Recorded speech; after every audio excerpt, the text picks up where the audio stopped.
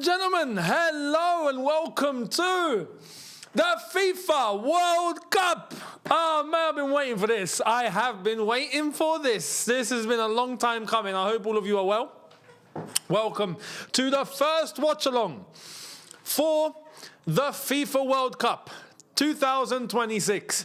Mexico versus Bafana, South Africa. This is going to be a cracker. I can't wait for this. I actually think we're going to get a pretty good game. And I'm looking forward to how this is all going to go down. Hang on. There we are. I still had gum. I shouldn't have when I'm talking. So I'm looking forward to this. This is going to be a very interesting game. How are all of you feeling? Let me know in the chat. I can see your chat. And it's the first of many. Now, today's the first game. Mexico versus South Africa. We still have 45 minutes until kickoff. The next game is where we're going to start getting to some very dodgy hours. Okay? The next game is going to be... how can I say this one? Tomorrow night... into the following morning at 2 a.m. UK time is the USA versus Paraguay. And then we will be covering that. And then the following day in the early hours, 11 p.m. actually, 11 p.m. UK time is Brazil versus Morocco. I'll be covering that. And then later on that morning, we're doing Australia versus Turkey. And then I'm going to have an entire day to then do Sweden versus Tunisia in the early hours of the morning on the 15th. We're gonna be on it. We are going to be on it in relation to this channel. It's gonna be crazy World Cup coverage, and I can't wait. Now, let me know how all of you are going to cope with all of this. Now, Mexico, South Africa, at the beautiful Azteca Stadium. I mean, this stadium is without question one of the best stadiums in the world. And why? Because the history at this stadium is, I don't think, like any stadium in world football. When you're looking at this stadium has history that goes back as far as 1970. You know, Pele in 1970 Brazil was taking part on this very pitch. Do you know what I mean? Winning it at that time. 1986, when they hosted the World Cup again, Maradona tore up England and done the hand of God on this pitch. He scored twice that day. He went for about 10 England players, and then he went and scored the hand of God on this turf. Right? And now it's hosting the 2026 World Cup, and it's been through so much. This stadium that fits 85,000 people is just a majestic thing in world football. It really is. If it was up to me, and I want to hear what you guys have to say on this, if it was up to me, the final of this competition is here. Without question. It should be starting here and it should be finishing here. But, you know, the United States is a thing, and Trump is a thing. So he will never let that happen. Unfortunately. So, yeah. But at least we get the opening game kicking off here at the Azteca. I think that's very fitting. It's going to be on every single TV station that you can ask for. So I'm not going to tell you normally where it is on TV. It's on everything, right?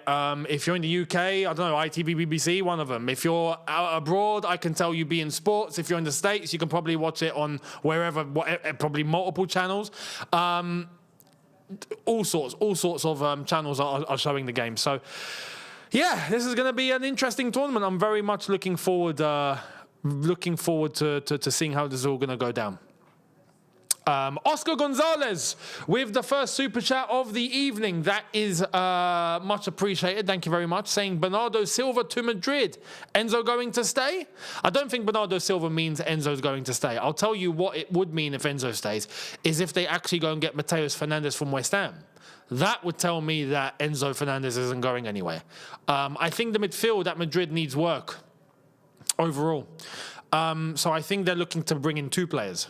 So if they bring in Bernardo Silva, he's not going to be playing as a 6 or even an 8 for that matter, to be honest, in the traditional sense. So I reckon that he'll come in, but they will still need one more central midfielder. And if they get Mateus Fernandes, then there's no Enzo. If they don't get Mateus Fernandes, then I think they're going to go and get Enzo. That's how I think it's going to go down. The new look midfield could actually be a Fernandes, whichever one, Tchouaméni, and then Bernardo Silva just in front of him. Could be. So let's wait and see. Now, as we've started and we've got 40 minutes left to go, well, you're probably noticing, or you haven't noticed already, but have you realised that the number over here has changed? Yeah, it's 15% off now at okjersey.com, not 8. So if you hit into the the link. Actually, let me do this real quick. I do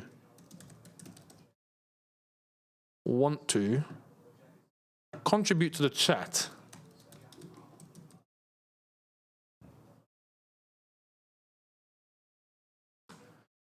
Two-step verification. Okay. Flipping Google. Let's go through it. And yes, I have two-step verification, because if you don't, you're an idiot at this point. If you're on YouTube, protection. If you get hacked, you're toast. Do you know what I mean? So that's that. Right.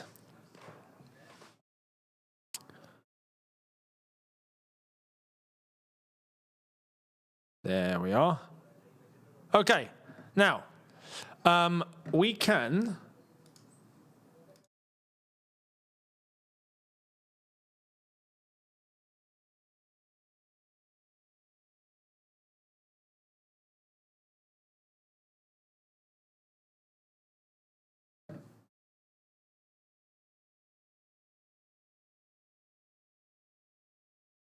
Why has that not worked? Bear with me. I'm going to do you guys a favor. That's what I'm doing.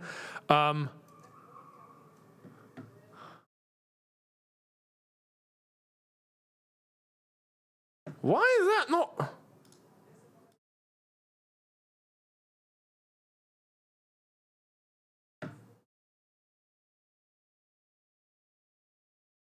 Oh, okay. Oh, okay. Oh, I see.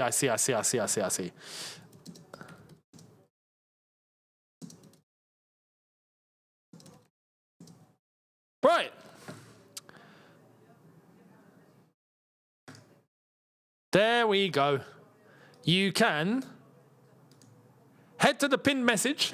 So it's going to stop you from having to go to the description and do all of that. You can guys just still stay in the chat, and you don't need to go anywhere. But that is pinned. As 15% off. Now, I've got something to show you. Quick one. Super chat. Thank you very much. From Tony Tiga. My hometown, Lawrence. Kansas is hosting the Algeria base camp. Much love and luck in the World Cup. Can I just give a shout out to Lawrence, Kansas City? Lawrence in Kansas, you guys have been incredible. I've never seen it before. I've never seen a place host Algeria and then basically become Algerian. I've never seen it. I followed Algeria many different places and whatnot, right? In terms of tournaments and places we've been to. I have not seen the level of hospitality, enthusiasm, and involvement like all the Americans in Lawrence. Incredible. Honestly, if it was up to me, I'd give you all visas and you can come visit Algeria at some point. So, yeah, just thought I'd mention that. Unbelievable. But thank you, Tony. Much appreciated for that. And share my love from me to all of you guys in Lawrence. And a big thank you for, the big reception that you've given to my team. Talking about my team, shall I show you what, funnily enough, from OK Jersey, right? We've got all the shirts ready. I've got my stack ready. They're all set. Shall we go through them? Let's go through them. So, let's go through them. I've got, starting with, right? Oh, I don't want 2 shirts. I want just the one. Starting with England. Up the England. Come on.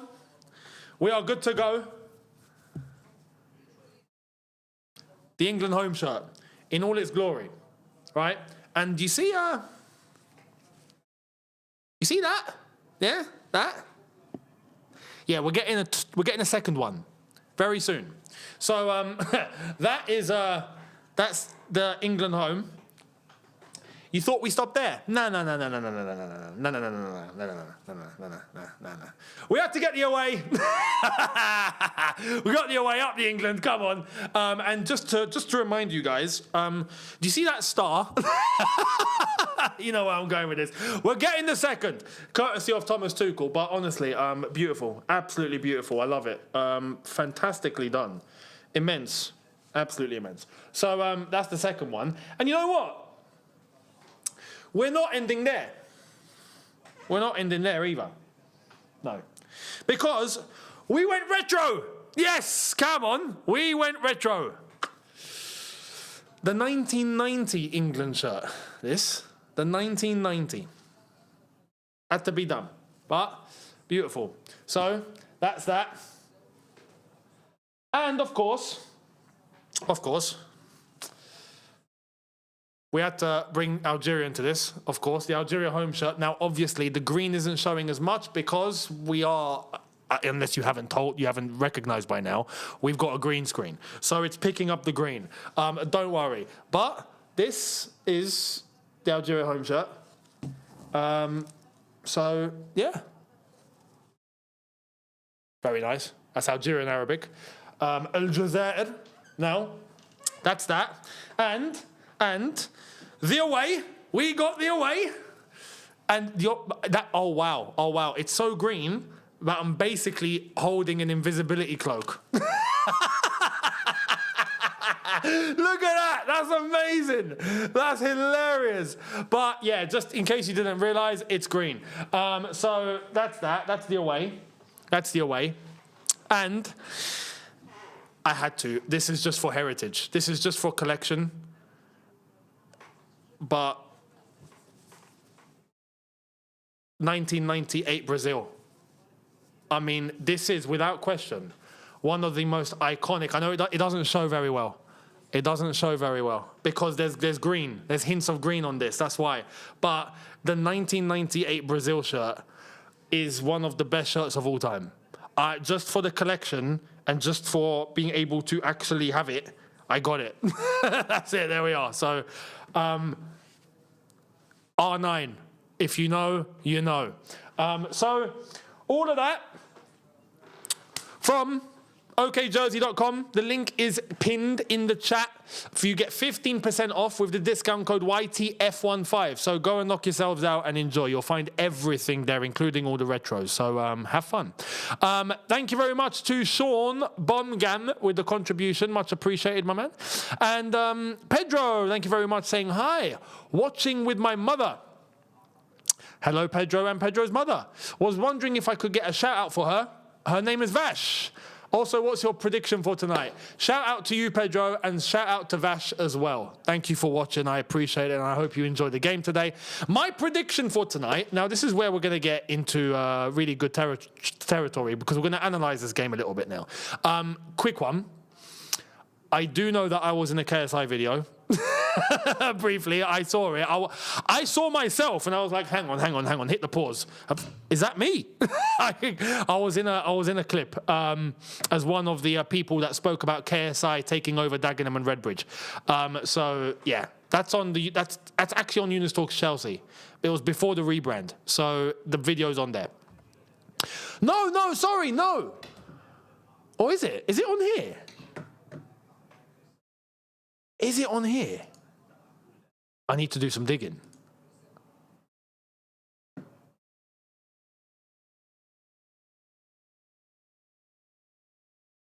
No, it might actually have been the first video on this channel. If I remember correctly.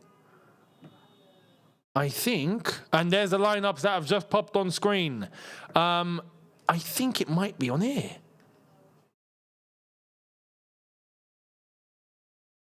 Okay, no, it wasn't the first video, but yeah, it was on here. It was on Younes Talks Football. Yeah, KSI, the new owner of Dagenham and Redbridge. So I done a video on that, and KSI picked that up and snipped it and put it in the put a little bit, couple of seconds of me on there. So yeah, I saw that. But talking about the game, Mexico, South Africa. Let's budge a little bit because the lineups are now out, so we're going to take our positions. Understandably, South Africa are the away team here. Mexico are playing at home in front of a home crowd. Record numbers, I'm sure, 85,000, right? The favourites are going to be Mexico. I guess most people are looking and going, they reckon Mexico are going to win. I'm not going to lie to you, yeah? I want South Africa to win. As the African nation, I want South Africa to win. You will find me supporting South Africa here a bit today. But if you're asking me who I genuinely think will get the points today, Mexico are a good side and they're at home. I think there's room for a draw. South Africa are a decent team. They're very hard to read because I think South Africa are actually strong and can take on some really good sides. But when it comes to the tournaments, they become very hit and miss. Now, let me tell you, on a club level, on the African continent, South Africa are one of the best, right? Mamelodi Sundowns and everything that these guys do is just unreal, right? On an international level, even at the African Nations Cup, they done decent.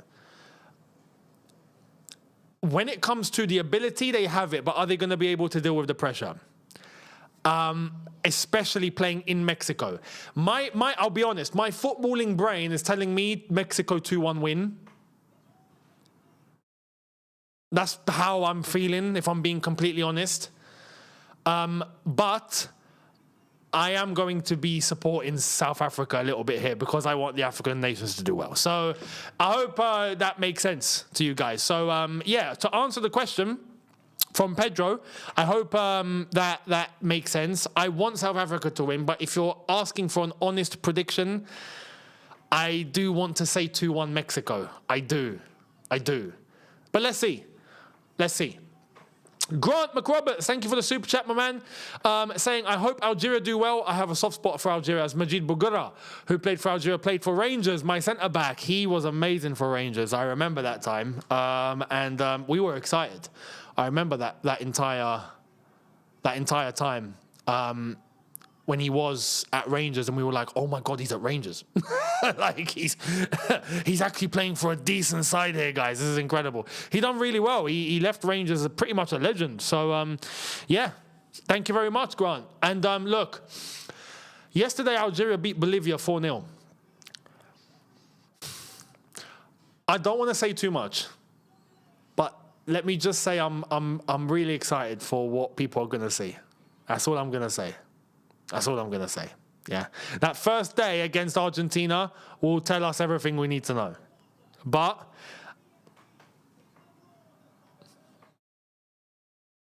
me gusta. Richie CFC, thank you for your super chat as well, saying, what do you think where Algeria?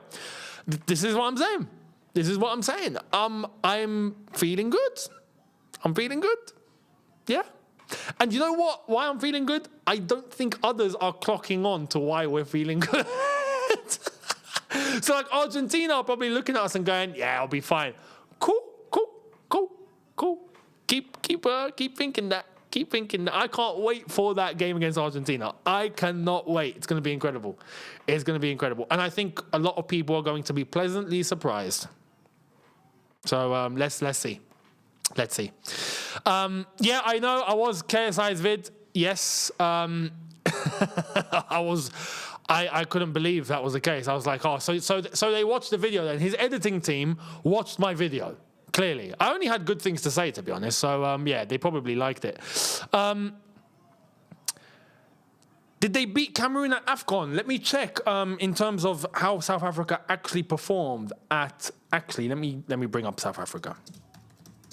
South Africa, in terms of their last few games, they have had... So, they drew 1-1 to Jamaica in a friendly. They drew 0-0 to Nicaragua in a friendly. And they lost to Panama 2-1 in a friendly. And also drew 1-1 to Panama in a friendly. I have to say, that's not good. considering what South Africa should be capable of, that is not good. Now, if there's any South Africans in the chat, please let me know how are you feeling. I do want to know. And any Mexicans, Mexico, Mexicana, let me know. Let me know in the chat. Their results, they were in the round of 16 of the African Cup, and they lost 2-1 to Cameroon. In their group stage, they beat Angola, lost to Egypt 1-0, and I remember that. South Africa should have won that game. And they beat Zimbabwe 3-2. Nice South African derby there. In qualifiers, they've looked good. Last year in October, they beat Rwanda 3-0, drew 0-0 to Zimbabwe. They drew 1-1 to Nigeria. They beat Lesotho 3-0. They were just going pretty much unbeaten. So they looked good. But recently, it's been a little left. It's been a little left. Now, if we go to Mexico, let's go to Mexico and what Mexico have done lately. Mexico beat Serbia 5-1. Yeah, South Africa, lads, it's looking a little long here. I'll be honest, it's looking long. Mexico have had a really good prep. They beat Serbia 5-1. They beat Australia 1-0. They beat Ghana 2-0. They drew 1-1 to Belgium. They drew 0-0 to Portugal. All this in the space of the last month. Well, no, not month, 2 months. They beat Iceland 4-0. They beat Bolivia 1-0. We beat them 4-0, just saying. They beat Panama 1-0, the team that beat South Africa. They lost 2-1 to Paraguay. These are all friendlies, by the way. They've been doing nothing but friendlies. They only play friendlies. Flipping hell. There's been nothing happening in South America. What's going on? Oh, the Gold Cup was last year, and they won that. So, yeah, we remember that. They beat the States. Mexico are good, guys. They're good. Do you see now why I reckon I'm going to say 2-1 tight win for Mexico? Because this is going to be different in terms of pressure. This is the World Cup, right? There is an element of competition here, and it means a lot. So I'm going to say 2-1 Mexico is my honest prediction. I know some of you are probably looking at what I've just read and going, flipping out, they're going to win 4-0. Who knows? But I think South Africa will be up for it. I think they will. Thank you very much to Wi-Fi OG with a super chat. Will this World Cup be more entertaining than 2022? Yes. But not in just a good sense. I also think in a bad sense. You know, you have good entertainment and bad entertainment. Let me explain. There's more football. And because there's more football, there's going to be more games, there's going to be more moments, there's going to be more interaction. Because there's 48 teams. There's 3 host nations. In the bad sense, I think the organization of the tournament in the United States is going to be an absolute, it's going to be chaos. I think we're going to get weather postponements all the time. I think we're going to get Younes Talks weather making a comeback on here. We will be here, but it's going to happen for sure. We already had it yesterday briefly with England in the friendly against Costa Rica. It got delayed by an hour because of thunderstorms. We're going to get it. So the entertainment factor across the entire tournament, good or bad, is going to be there. So I hope that makes sense. But I hope that answers your question. Vivek, thank you for your super chat as well, my friend, saying, so crazy, Messi, Ronaldo, Modric played in the 06 World Cup, and 20 years later, they are still here in football. 20 years feels like a lifetime ago. Where were you, Younes, in 2006? Flipping hell, 2006. Oh my God, I remember 06. 06, I was in year 10. No, I was in year 9. Yo, year 9. Oh, year 9 was a banging year. Oh, year 9. I remember year 9. I had my first proper relationship. I remember year 9, man. I was in school. In year 9. I was 13. No. Yeah, 13. 13 turning 14. Yeah. That was a good year. But you're right. And we have to mention Messi, Ronaldo It's the last time we're going to see them participating at the same tournament. That's it. After this, it's done. This is going to close the chapter. And what better way to close the chapter if we actually get Argentina versus Portugal in this tournament? That would be a movie. Let's hope. So, yeah, I hope that answers the question. But, yeah, where was I? I was in London. I was at home. I was at school studying before I started my GCSEs. It was the year before I started my GCSEs. So, yeah. Red Devil, thank you for the super chat, saying, who are the 5 greatest clubs you've seen? For me, 2015 Barca, 2013 Bayern, 2017 Madrid, 2008 Man United, and the best team in 2011 Barca. Oh, that's a question. Flipping hell.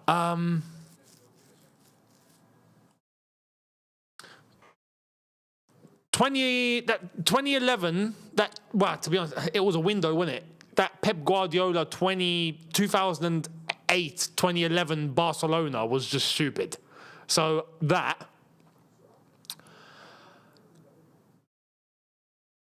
...2008 Man United is definitely up there. Yeah,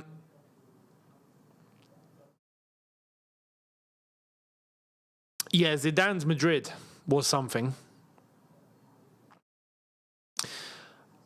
I have to put some bias in here, but I think 2004-05 Chelsea was the best in the world at that time. Easily. And we didn't win the Champions League because we were robbed. The ghost goal.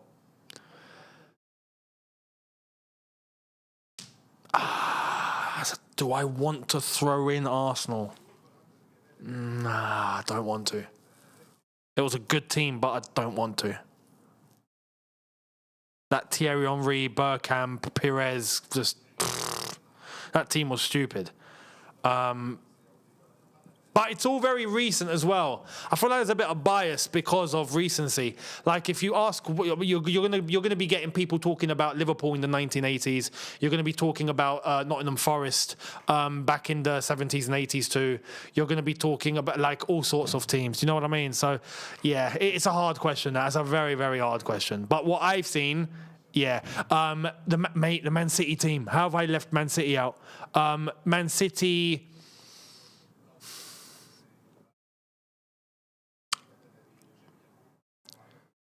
What year was it when they got 98 points and Liverpool got 97 and finished second? That Man City team for me is up there as well, easily. So, yeah, David Silva and company and Aguero and all those guys. Mental. So, yeah, AC3, God's will, thank you for the super chat. All Africans are Mexicans today. Since when?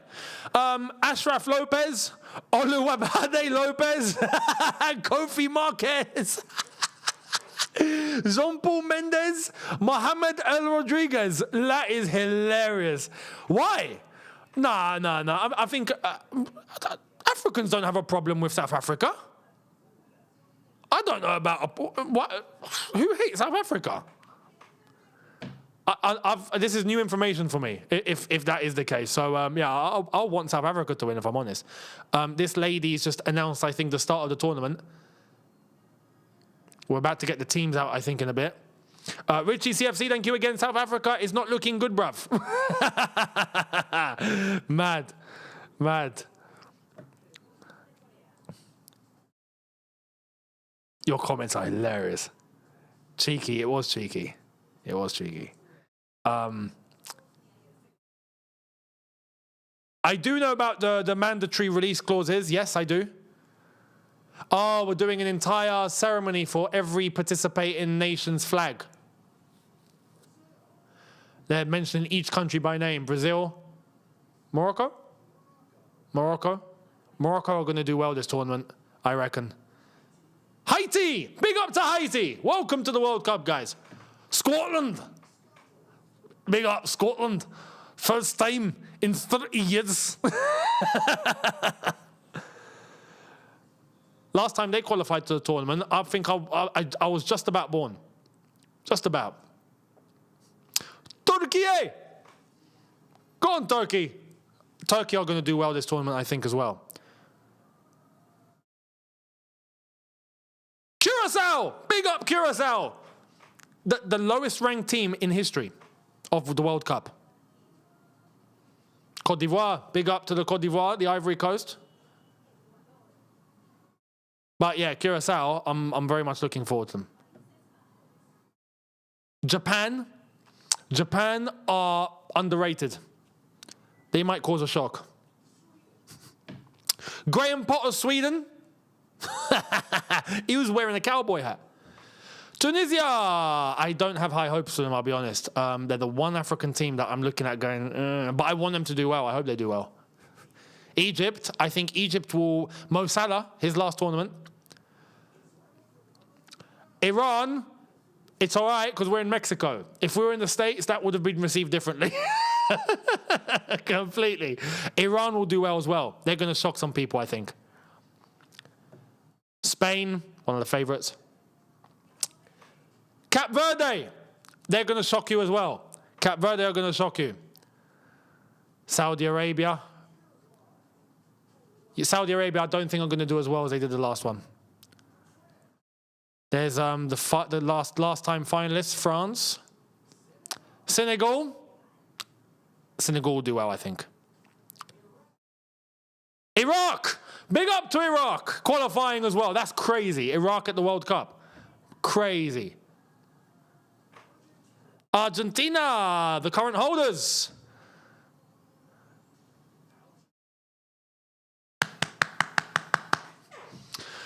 One, two, three, viva l'Algérie. Come on. Algeria out. Jordan, we're playing against them. We're playing against them. Poor Jordan. But I'm very happy that they've qualified as well. Jordan at the World Cup is something I never thought I would say in my life. DR Congo are a weird side. DR Congo, I don't know how they're going to play. I don't know. They could be either really good or really bad. I don't know. Uzbekistan is a mad one. England! Come on, you England! 2 stars. It's coming home. But yeah, what a World Cup. I love this. I love this. Do you not love this, guys? This fever is fantastic, man. I love the World Cup fever. I love it. I'm fully infected. And the 3 host nations. Go on, say Mexico last. Oh, they got Mexico in the middle. Yeah, that's it. Come on, Mexico. Mexico are like, nah, we are having our moment. We are in the middle, not you, Donald. It's not happening, not today. There we are, Canada. And then the US, and then Mexico last. Yep, that's the way to do it. Well done, Mexico. I love it, I love it, I love it. This is what the World Cup's about. This is what it's about, man.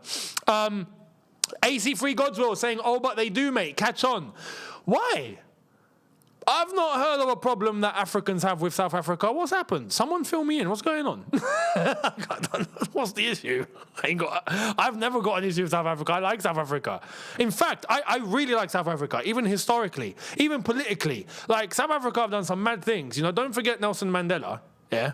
What a legend. Thirsty Fish, thank you very much. Hey, Younes, sorry to bring in Chelsea in here, but are there any kids in this World Cup for the summer window? Shh. We're not doing that here. We're not looking at any kids. Yeah, I am not participating in in any scouting. I'm not involved. No, not happening. But we'll see what happens. Abu Bakr, thank you very much. Nigeria, Ghana, and South Africa all hate each other. It's you lot. Oh, okay. I see. Okay, so you lot got the beef with them. Nigeria and Ghana, you haven't got enough beef between yourselves that you're like, you both hate South Africa as well. Yeah, you got them involved. So you got like a weird triangle going on. Is that what's happening? Come on, guys. Let me tell you, yeah. In terms of North Africa, we've got no problem with South Africa at all. There's been no history of them whatsoever. I don't know what's happened between you lot. I'll be honest. Nigeria, Ghana, and South Africa. How did South Africa get involved in this? I don't know. I know Nigeria and Ghana have beef between themselves, so I thought that was enough. I thought that was enough beef.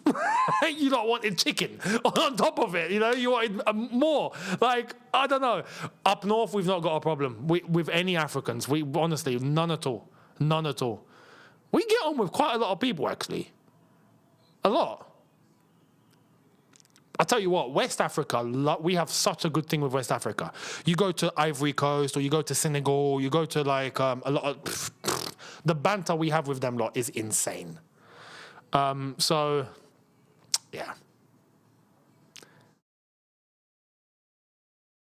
Faithless, thank you for the super chat. Mexico are about to stomp South Africa 4-0. That's a big prediction. Big prediction. Well, talking about the teams, before we actually start the competition, the teams. What are they starting with? I want to start with Mexico. Bring up the Mexico lineup on screen. So there we go. We have Rangel, Gallardo, Vasquez, Montes, Reyes, Lira, Quinones, Fidalgo, Gutierrez, Alvarado, and Raul Jimenez, who plays for Fulham. We know Raul Jimenez very, very well. And for South Africa, that's a 4-1-4-1, by the way, for Mexico, it seems, unless I've got that wrong. But for South Africa, Williams, Modiba, and Bokazi, Sibizi, Ocon, Mudau, Mokena, very highly rated, Sito, Adams, Foster, and Reyners. Where's the South Africa number 10? What is he on the bench? Who's on the bench? Let me check the bench. He's the guy that I used on the thumbnail. Why is he not playing? Sorry, Jimenez back at Wolves. You are completely correct. Completely correct. The benches... Edson Alvarez is on the bench for Mexico. Alexis Vega, Santiago Jimenez, Ochoa, the goalkeeper. Mate, why are all these guys rested? Or is it just evolution going on? Vargas is on the bench. Pineda's on the bench. Luis Chavez is on the bench. For South Africa, Matuludi, Ndamane, Apolis, Moremi, Mofokeng. Mofokeng is the one. He's on the bench. What's going on? Did these two teams, even Magopa is on the bench? Is it just me or these guys that I all expect to start? Why are all these guys not starting? Or is that just me? I'm curious. If there's any Mexicans and South Africans here, please fill us in. As to why that is the case. Yeah. There's some players here that I would have thought started. But I'm genuinely curious why that's not the case. The players are in the tunnel about to come onto the pitch. But let me know your predictions as well. Mate, I know, right? Sit hole is a name of a player that he better not put in a stinker. Facts, he better not. Because that's going to be a name that's going to be very easily insulted. Very easily. Charlie K, thank you very much for the super chat, mate. I hate Rory Jennings. He's so anti-Tuchel, man. What's he saying? Honestly. Mate, I cannot be anti-Tuchel. No way. That man has done so much. And there's Infantino with the World Cup trophy. Oh, is that the president of Mexico? Is that the president of Mexico? That is her, right? I'm sure it's her. But yeah, World Cup trophy in attendance here at the Aztec. But yeah, I can't be anti-Tuchel, man. After what that man did, and he knows what he's doing. Oh. England's for the English. Yeah. That's Salma Hayek. No way. No way is that Salma Hayek. I just know the Mexico president is a female and she's a brunette. So I'm just like, put two and two together. It must be her. Oh, yeah, it's not her. No, it's not her. It's not her. Yeah, she looks older. Well, they're probably the same age. It's just Salma Hayek's got more treatment because she's Hollywood. She's had more work done than a flipping... I can't even compare. But, yeah, Salma Hayek, that is crazy. What's Salma Hayek doing there? Why is she there? Anyway, But yeah, Rory's just going to do Rory things. You know, Rory's going to do Rory things. What can I say? Players coming out onto the pitch. There's going to be a different way of lining up. It's not going to be a line. It's going to be around the centre circle, which I'm actually all for. I think this could work out pretty well, where they're facing each other and looking at each other. I think that's good. That's a good addition for once. Luyanda, thank you for the super chat, my man, saying South African youth took it to their hands chasing undocumented foreigners, so the African countries they call us xenophobic. They united against us. The movement started last month. So they take politics into football. Oh, that's new information. I have no idea about that. Yeah, if that's in the last month, I've not heard of it. I'll do some digging into that. I've no information on that whatsoever. I didn't even know that was a thing. So thank you for that. Much appreciated. That's it. That's all I can say, honestly. Shay, thank you for the super chat. Big up, Younes. Danny. Danny Shitu must be related to him. Mate, Danny Shitu was a decent player. He was a decent player. Well, I say decent. He was known for his name. But, yeah. Funny. Faithless John, thank you, mate. Reports in Mexico that CFCLDN want Mexico's Mora. The South Africa national anthem, by the way, is playing.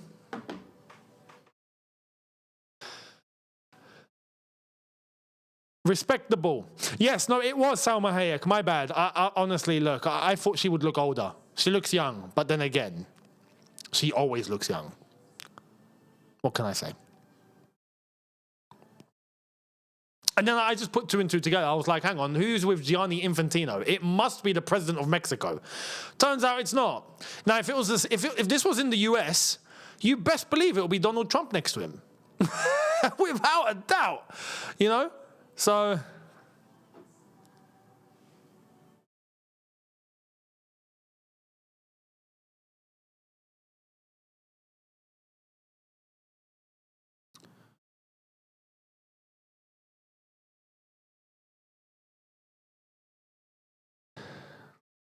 Honestly, yeah, no, yeah, Trump would be asleep. Trump would be asleep for sure, honestly. Like, what is this soccer game, guys? You know, I don't like it. I don't like it here at this soccer.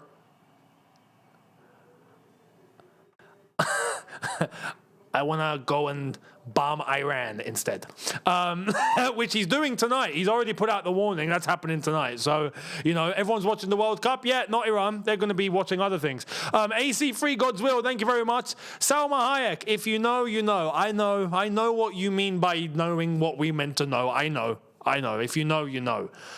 Yeah. We all know. Trust me. If you've been watching Salma Hayek since the 90s, you'd know. There's the Mexican national anthem, which I think they're singing a cappella.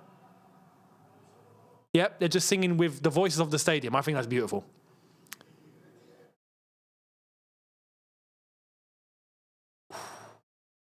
Oh. As The Rock does. Goosebumps. It's just the stadium singing. It's just voices. It reminds me of England 96. When the entire Wembley was just singing God Save the Queen.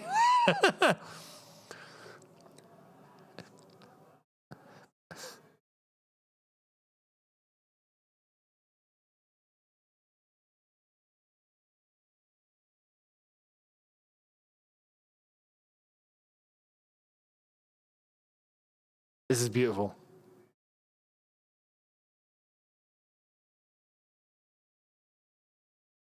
Wow. Wow. At the Azteca as well. You could not be more Mexican like this. Like this is peak Mexico.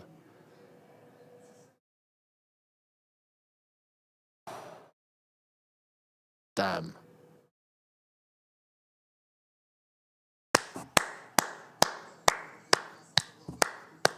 I'm impressed.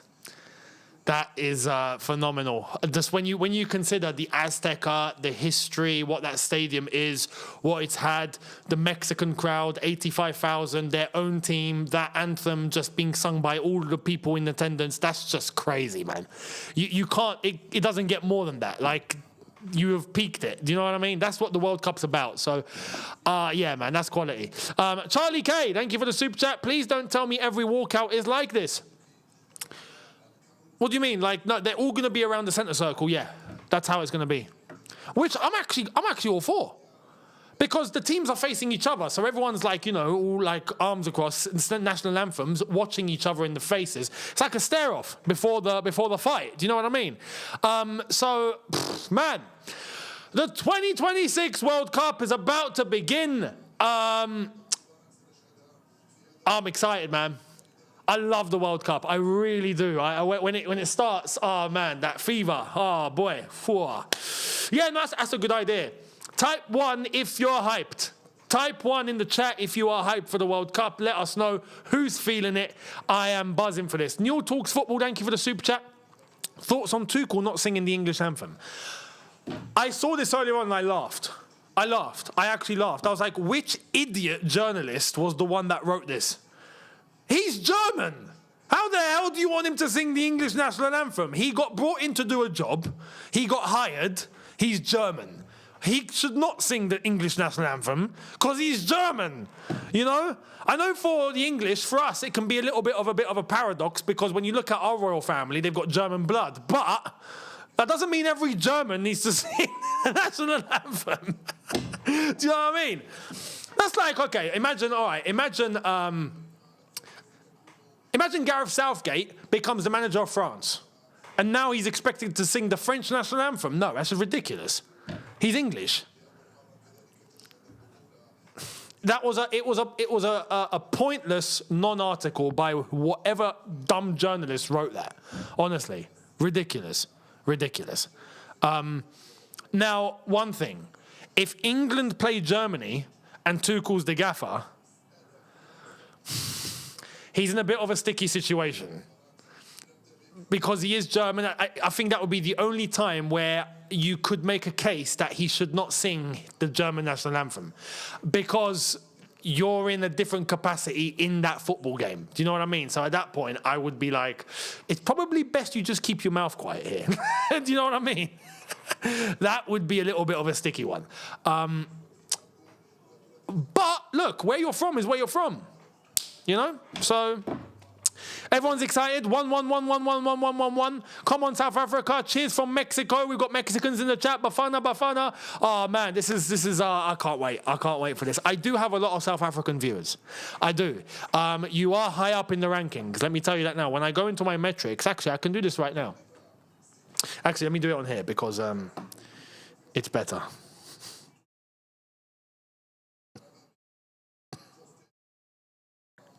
Let me have a look.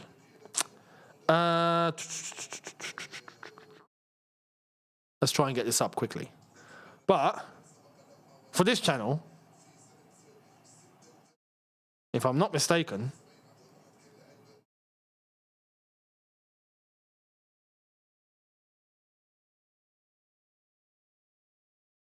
yeah, South Africa, 5th. UK, US, Nigeria, Kenya, South Africa. So you're up there. Yep, up there. So that's that. We're getting ready to kick off. We are about to start. CFC Ruby, thank you very much. Hope you're doing well, Ruby. Thank you for the super chat. I remember when Tuchel came in for the England job, he said, Ari the anthem, that it's something I need to learn. Love that. Hope you're well, Younes. Big up. Well, maybe he's not learned it yet, to be honest. But, yeah, I don't have any expectation, right?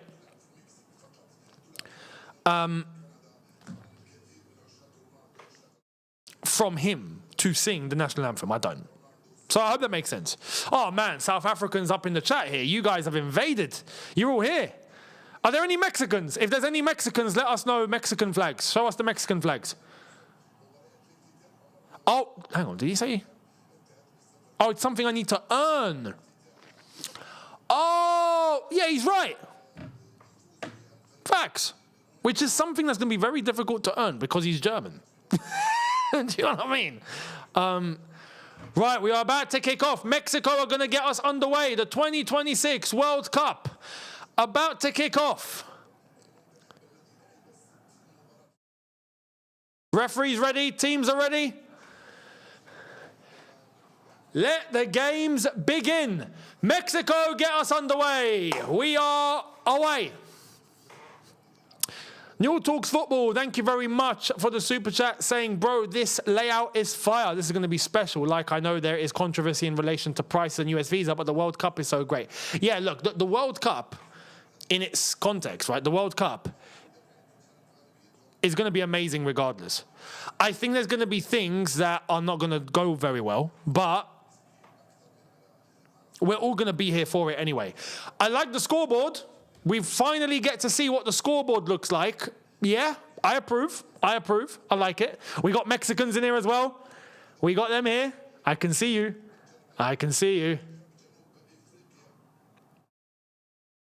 So we go now we got a mix.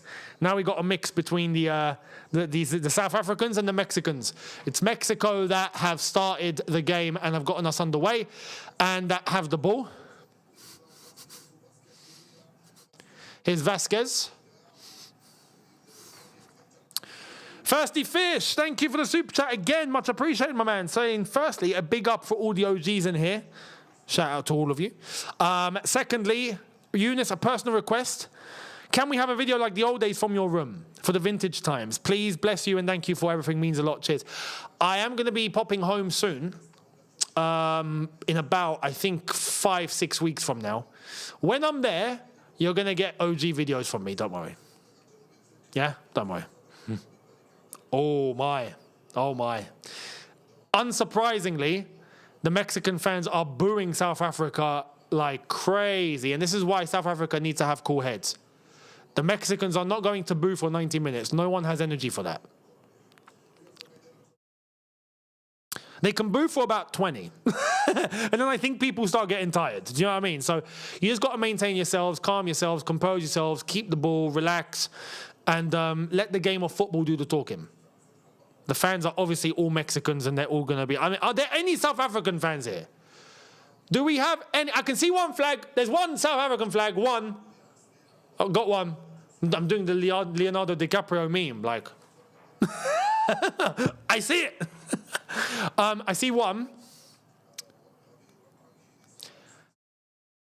Javier Aguirre is the Mexican manager. Mexico have retrieved the ball. That's a foul, referee. That is yes, that's a free kick for Mexico from a dangerous position. It is a foul. A bit of a reckless foul. Reyes having a word with the referee. Yeah, he's tried to go for the ball and he's missed it. That, I think, the foul came from Modiba. Lawrence, thank you for the super chat as well. West Africans for Mexico. Let's go. Viva Mexico. My goodness, you guys. Yeah, come on, man. What happened to Africa United?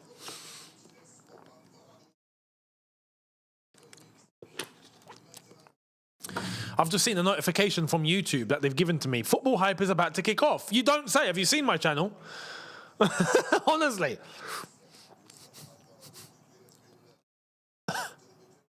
Free kick. What was that?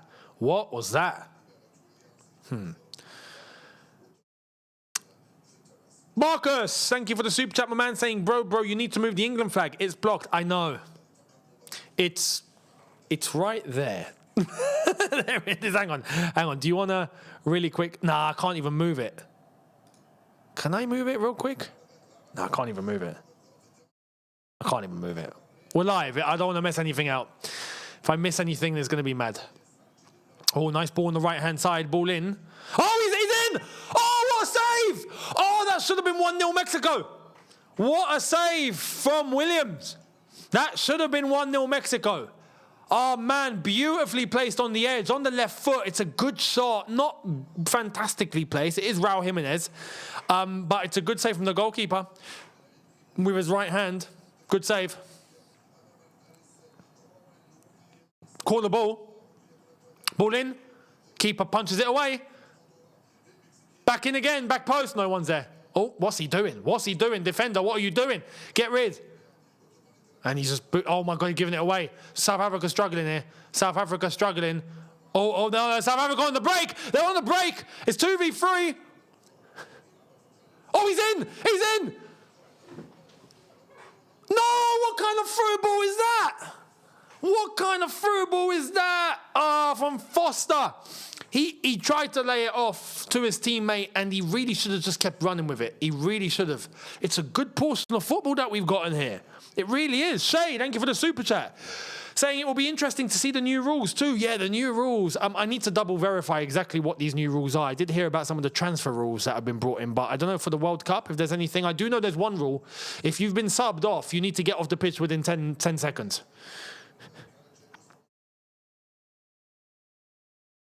If you don't, I think there's some sort of penalty. Like there's a punishment for the team. I think. I need to double check. So yeah. Lawrence saying if we support South Africa, they're going to say we're taking their jobs. Bloody hell. Is it that bad? My goodness, guys. What's going on? Loyanda, thank you for the super chat. South Africa's lineup is 5 defenders, 3 holding midfielders and 2 strikers. Yes, exactly that. As you can see right here. That makes sense. UK governed blue con killed Chelsea up the Minerals FC. Thank you for saying, wish my country Bangladesh could qualify. Big up, G. Big up to you too. Bangladesh did beat San Marino the other day. In a friendly 2-1. So, you know,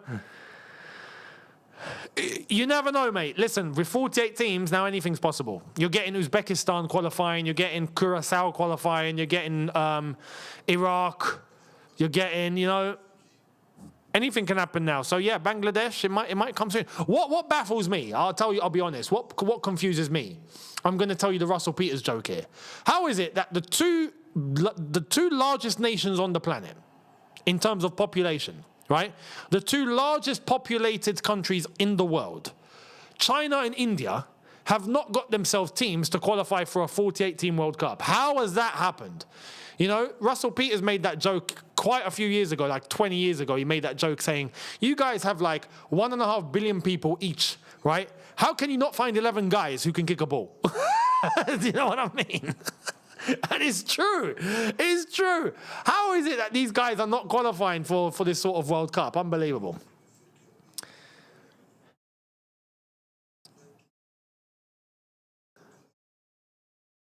South Africa now trying to work the ball from their defense. Kazifu Gaming, thank you for the super chat. As a South African, these lot are doing crimes in our land. Who is they? Honestly, who? Are you talking about your own or are you talking about someone else? Like, what's going on? I don't know anything about what's going on, I'll be honest. So...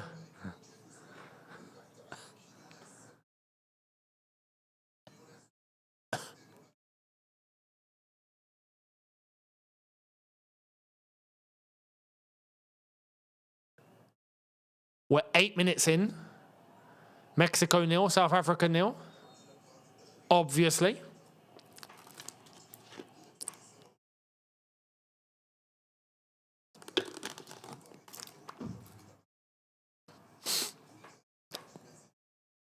RSO 2003, thank you very much.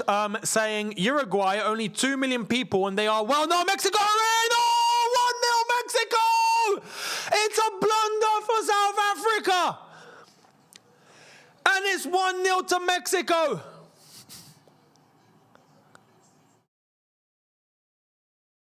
Oh, man!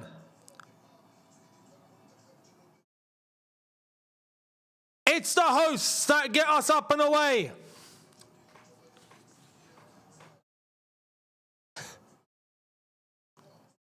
I love the Mexican music for the goal. This is wonderful. What has he done? He's tried to pass short. He's given it away so cheaply, beautifully cut inside, and it's through the legs of the goalkeeper. It's a cheap goal to give away, and this is exactly what I was talking about when I said South Africa mentally, are they going to be able to cope? Clearly not. Clearly not. Oh, no, and it's Sito. It's bloody Sito. Oh no! Or is it Sitoli? Is it Sitoli? Sitoli or Saitoli? I don't know how to say his name. I'll be honest, but he's the one with the blunder. He's the one that's put his team in a little bit of a something very similar to his name. Do you know what I mean? Oh no! 1-0 Mexico. Unbelievable. RSO 2003. Thank you for the super chat. Uruguay, only 2 million people, and they are world champions. They were the first ones to win it. You know? Gal Diego, thank you very much. Big up, Younes. I love your channel. World Cup is back. I love the World Cup. I do. And what's crazy is everyone else does too, even people that do not watch any football. When the World Cup is on, everyone becomes an ultra. It's unbelievable. Gotta love it. That's the World Cup. 1-0 to Mexico. Are South Africa going to be able to have a response for this? The game's only just gotten started, so we will see. Yeah, it's a little bit of a sit show, should we say. Hugo Bruce, South African manager. Good manager on the African continent. Very highly respected. Not started very well for him.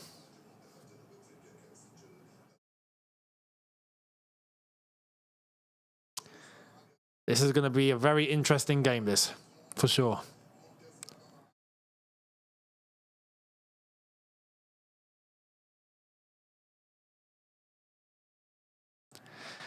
Facts! This is what you get for playing out from the back like your Barca. This is the obsession of playing out of the back. This is what happens when you haven't got the players for it. Boom, you're in the mud. Simple as that.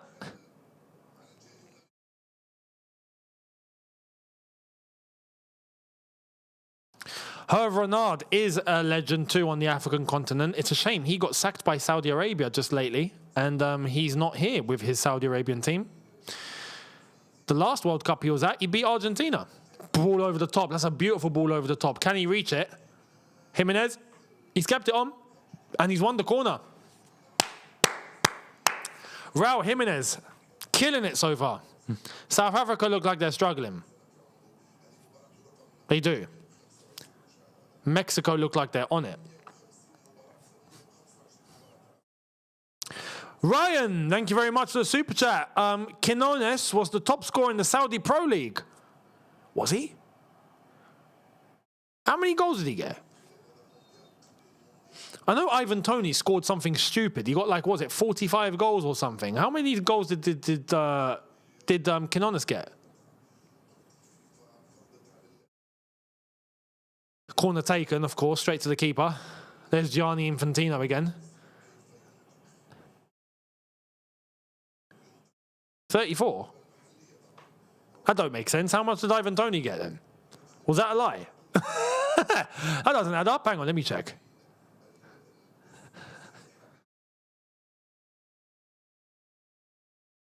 Saudi Pro League. Player stats. Goals. Oh, 33 league goals. And Tony, 32 league goals. And Cristiano Ronaldo, 28 league goals. It's just ridiculous, isn't it? These guys scoring goals for fun. But yeah, you're right.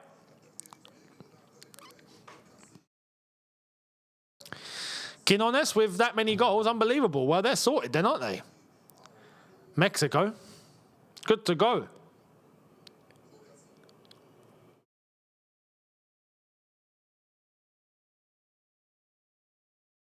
South Africa trying to now hold a little bit of the ball because they have to try and bring the tempo of this game down. They're at a disadvantage. Ball over the top. Is it brought down?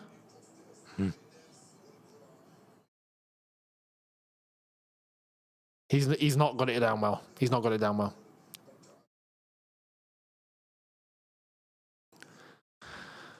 Off the pitch. Throw for Mexico.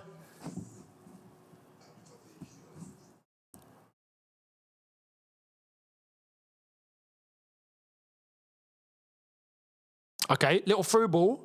No, what kind of pass? Oh, was the foul given? The foul was given. Mexico free kick. All right, Mexico free kick.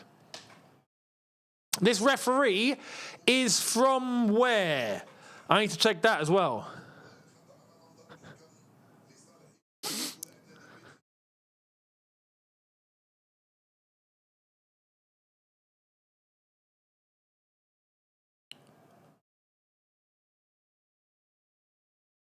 Referee from Brazil. The referee is Brazilian. Would that not be a little bit in favor of Mexico? If I'm just trying to be fair here. You know, because Mexico... Or maybe not. Maybe not. But there might be a bit of an American continent bias, perhaps, no? I know it's different. It's North America and it's South America. It's two different continents. But I would have plucked out an Asian ref for this. I would have given, like, I don't know, an Australian ref. You know what I mean? Yeah, Latin America bias. Yeah, you've nailed it. That's what doesn't sit right. But you never know. Maybe this referee is actually really good. Maybe. Or a European ref would have been perfect for this. I read that, what's his name? Michael Oliver is going to be the referee for Caicedo's game for Ecuador. Oh no, well, Caicedo's getting a red card then, isn't he? Ball in.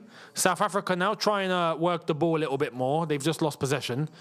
Nicely passed into midfield. That's a yellow card, referee. That's a yellow card. That's a yellow card. Yes, yes, good decision.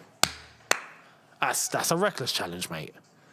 He's losing his head. Oh, the South Africans losing their heads already.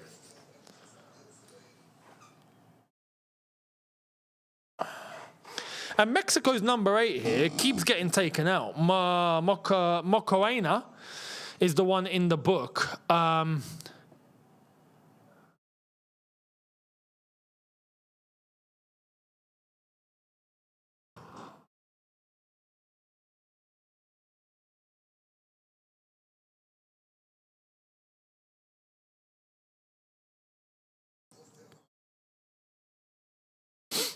Okay, South Africa have won the ball back. 17 minutes in, still 1-0 Mexico. Are we going to be able to see some South African chances now? There's been no shots from South Africa yet. Mexico have already had 5. And South Africa seem to want to be a little bit more physical, but it's not working in their favour at all. And I get that because Mexico are technically gifted. But South Africa needs to start working the ball. Again, it's a poor through ball. It's a poor through ball. Fidalgo is that player that keeps getting clattered.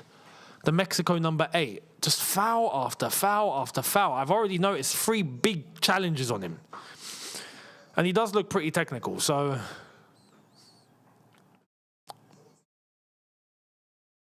South Africans, you're not happy? I don't think, clearly. Yeah, you've not started well at all here, guys. You've not started well at all. The Mexicans have started brilliantly. And not just on capitalising on the mistake, but the control of the game is with them at the moment. Technically, they're moving the ball really well. They're keeping the ball, and they're winning the ball back very well.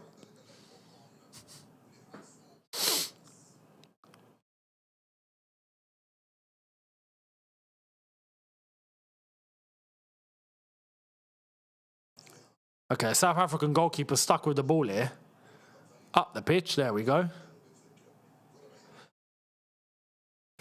And it's lost.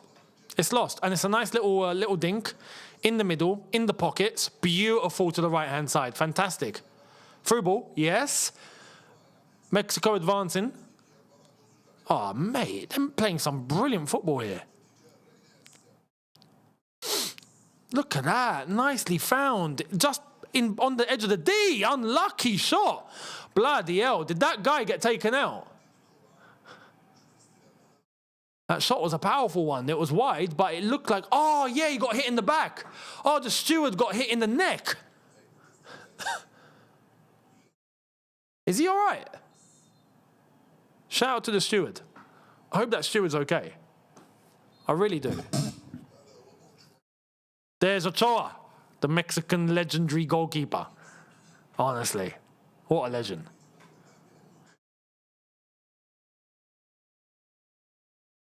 Fidalgo's nickname is the Magician. He was actually born in Spain but plays for Mexico.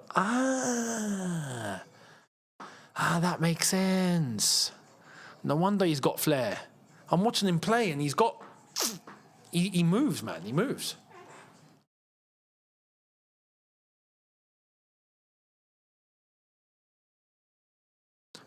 RSO, thank you for the super chat. Younes, are you supporting Ecuador? Part of Chelsea is there. Caicedo, yes. Ecuador, am I doing a watch long for Ecuador? I don't think so. I don't, because I have to go with whatever schedule I can go with. I've got 26 group games scheduled based on sleep and based on what times they're on. And based on the bigger games too.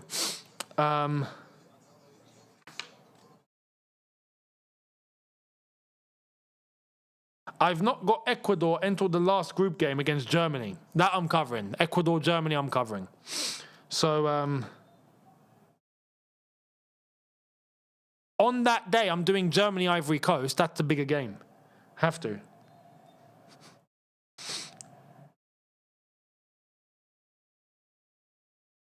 So, yeah, that's the plan.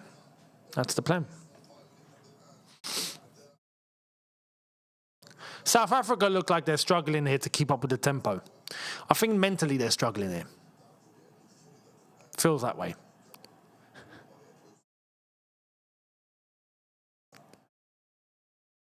I will be doing all the Algeria games because I'm up for them. I'm going to be even if it meant sacrificing sleep for that, I'm on it. I have to. Algerian England games, I'm covering all of them. Ball in, good block. South Africa need to relax. And I think tactically, they're all over the place. They're not positioned well at all. Tactically, they look like they're struggling. Roberto Carlos. Cafu. Oh, mate, these legends. Big up.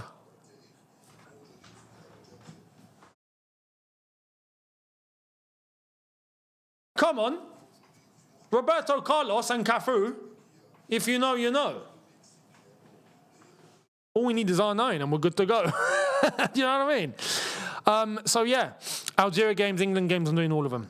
I'm not doing Korea later because that's going to be... I need sleep. Is it...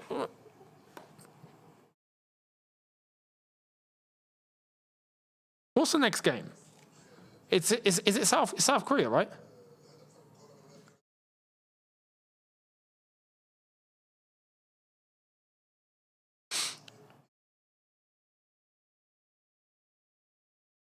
Yeah, South Korea, Czech Republic. I'm not doing that. For me, that's 6 a.m. I'm not doing that because it's already 11:30 now. This game's going to finish at about 1 a.m.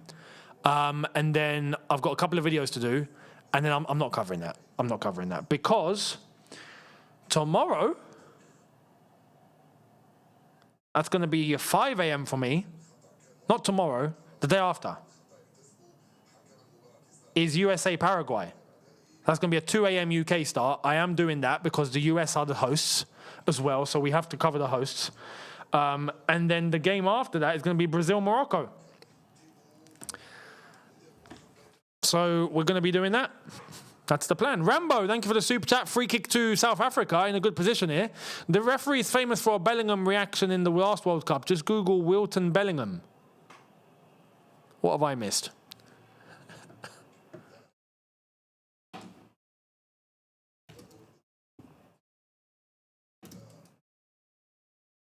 Oh, that ref. Yeah, I remember. Oh, okay. Okay. I see you. Ball in? Nah. Ball back in? Given away. Ball back with Mexico. Good interception. Goal kick Mexico.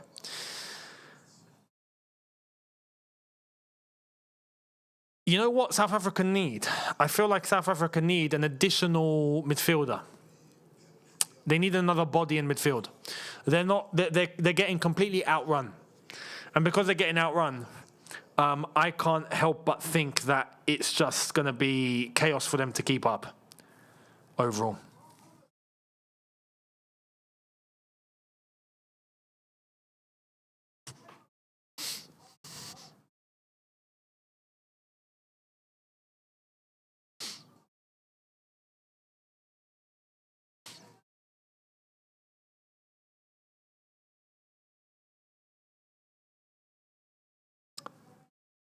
RSO 2003, thank you for the super chat, mate.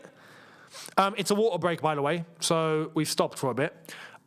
If Algeria faces England, who do you go for? I had this conversation with George the other day. So, ideally, if we could just draw, that would be great. Much like in 2010. 2010, it was 0-0, and I was happy.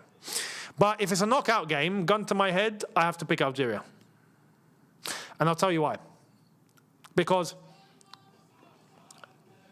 Algeria going further into a competition is just dreamland. Whereas England, I know England are going to go far.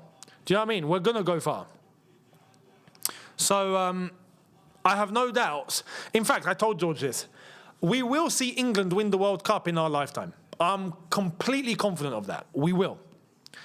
With Algeria, we're just not meant to be there, bro. Do you know what I mean? We're just...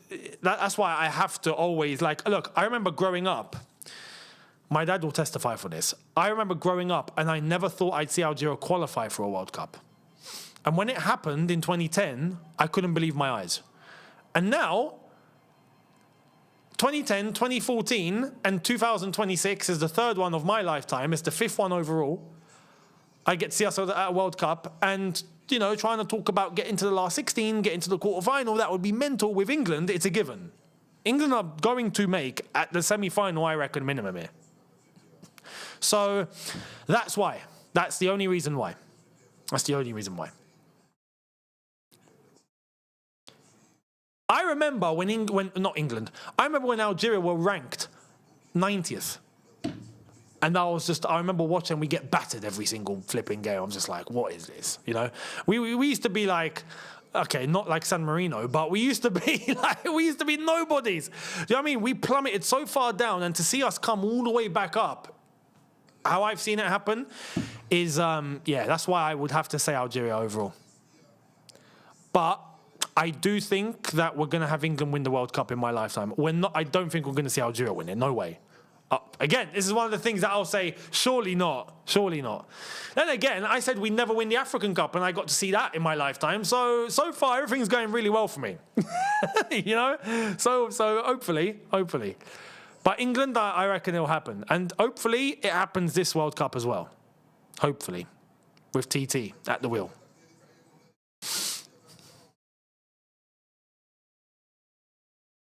The game has resumed, by the way, from the hydration break. Now, there are going to be water breaks throughout this entire competition because it is hot. It is really heat. It is really hot. There is a lot of heat. So, yeah.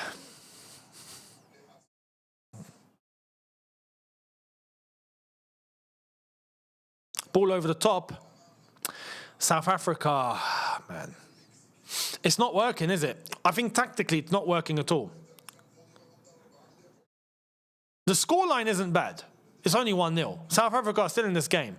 But South Africa, I feel like, need to add an additional man in midfield here. You know, if you look right now, they've got a midfield of 2 and an attacking midfielder. They got a 3. I feel like they need a 4. They need to turn that triangle into a box. And look, Mexico are running through that midfield right now. Ball over to the left-hand side.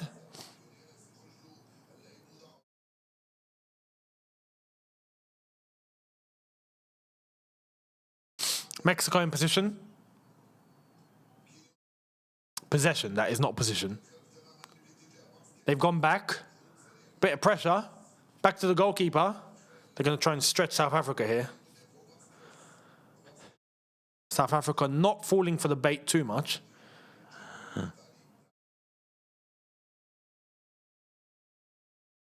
Yeah, South Africa are misplaced, man. You're allowing way too much space. That space in midfield is illegal. What are you lot doing? What are you lot doing? You're allowing the runners. You're allowing players to turn. Look at that through ball. Mexico are in. Mexico are in again. Another shot. Blocked. South Africa are not marking, not in position correctly. They're not pressing. There's not enough bodies. There's a bit of ball watching going on here from South Africa, if I'm honest. Mexico look comfortable. Really comfortable. Look at that switch to the right-hand side. Beautifully brought down on chest. Ball into the box, keeper. There's no one there. Raul Jimenez was by himself. It's all Mexico. Look at that. Look at that. You're holding the ball too long, mate. You're holding the ball too long. That's from Bokazi.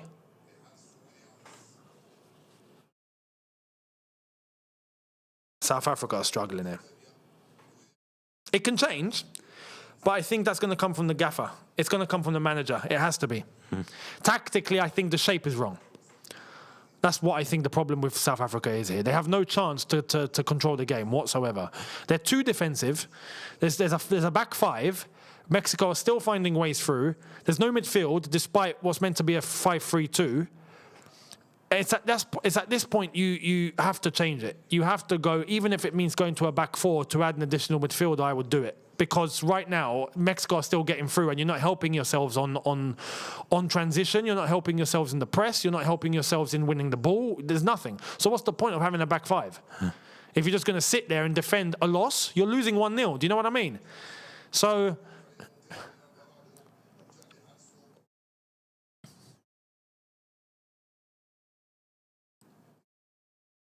Mexico, you have to realize, are technically a lot more gifted.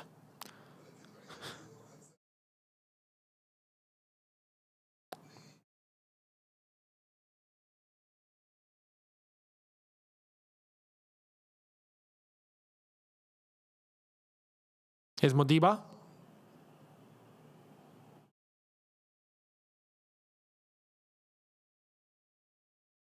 Ocon, and it goes back all the way to Williams in goal. Modiba.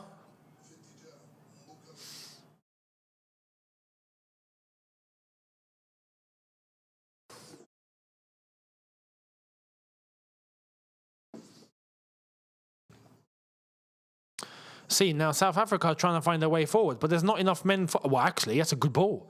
Is he offside? No, he's not. Ball in, good block. He is offside. He had to be. He had to. That's why I asked, because he was very forward. Was he offside? Yeah.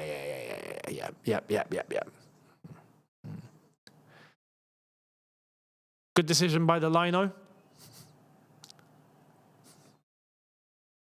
Can I just say, I love how in Mexico they actually have normal goals.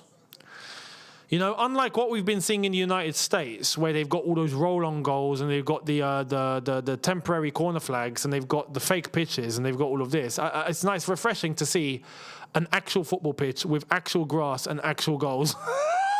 Do you know what I mean? You know? Not with that, like the American goals, you get a lot of goals where there's the net and then there's that extra metal bit that's behind it. I'm like, why? It looks ugly. But you need that because it's roll-on. They roll the goals on.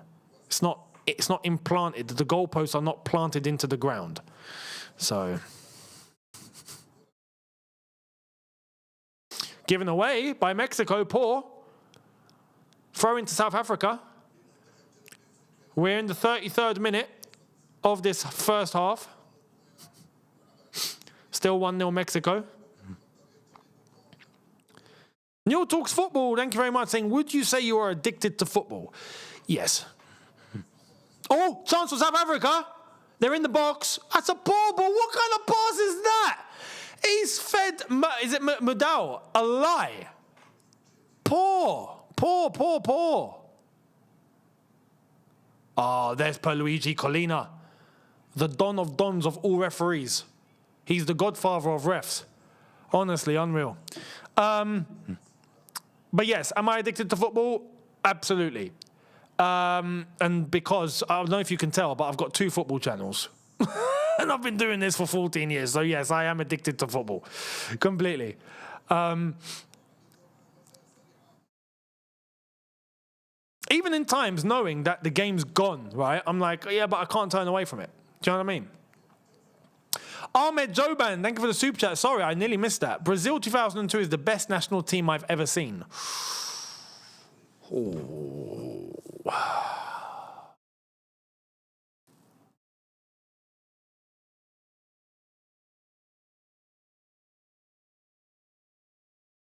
You might be right.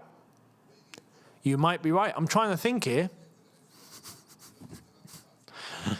I will say there are... Oh, chance! Good block by the goalkeeper. Mexico finding their way in. There are some contenders. Let me give you those contenders. There's France, 98. That team was mad. Zidane and Thierry Henry and...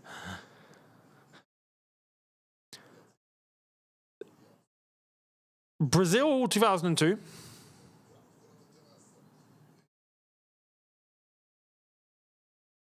I'm not going to say France 2006 because that was basically Zidane FC. That was all Zidane.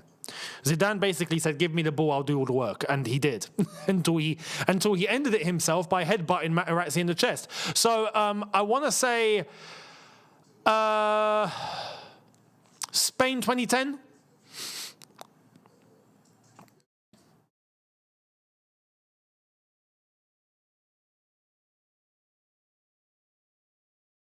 Those are the ones.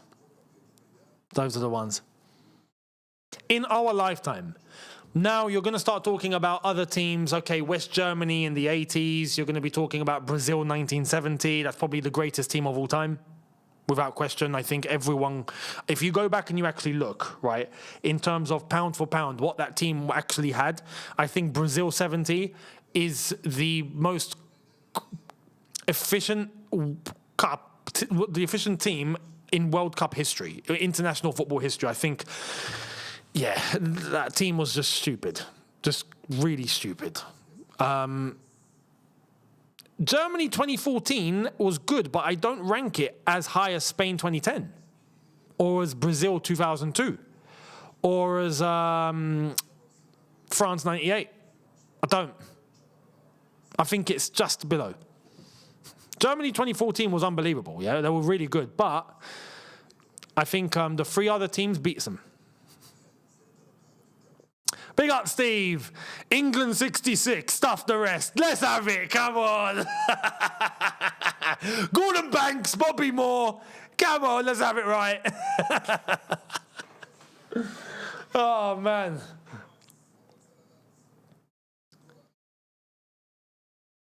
Honestly. The England 66 team is up there as well. I mean, to this day, it's seen as the greatest England side of all time.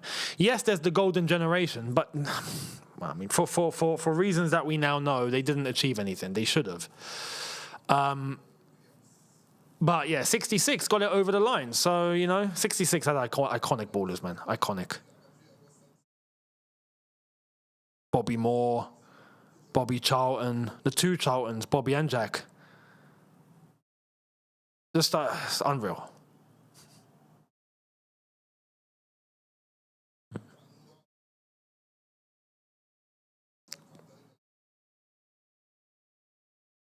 We're approaching the end of the first half here, the end of the first half of this World Cup. Jeff Hurst, yes, of course. That whole 66 team. The first half of this World Cup, and yeah, it's been Mexico. South Africa have not had a good half at all.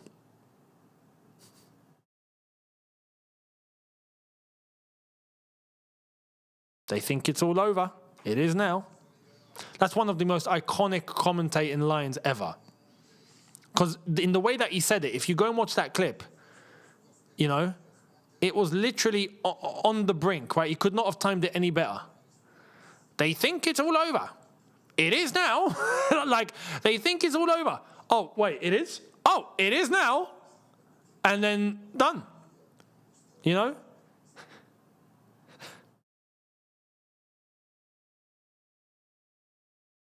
"66 teams was a gift from the god. Stuffing the Germans was sweet." It was, although we have to bring this back, right?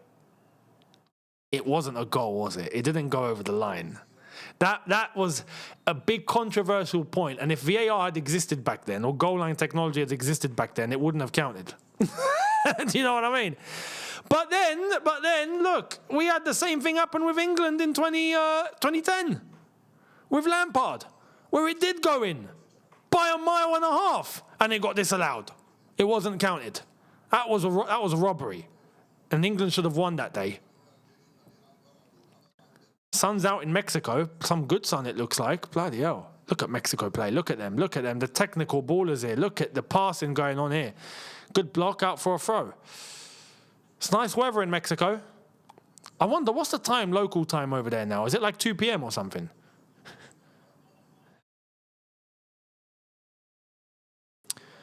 RSO 2003, thank you very much, mate. Not saying I'm old, but I remember Brazil 82. Ooh. Zico, Falcao, Socrates, what a team. Brazil in the 80s, you know what was mad? It looked like they had a fantastic team, especially with Socrates. But there was a lot of European sides that came to the forefront, specifically Italy and West Germany. That just done a madness in the 80s. And they took control of that decade, it seemed. And you had the emergence of the African sides that started to pop up for the first time in the 80s as well.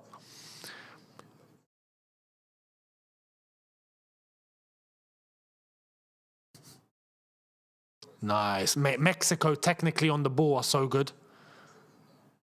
When I say so good, I mean they're not unreal, but compared to South Africa here, they're playing around them for fun. Control of the ball is so precise with Mexico right now. Ball over to the left-hand side. He slipped on the edge. Little dink over the top. It's a chance. Oh, what a save.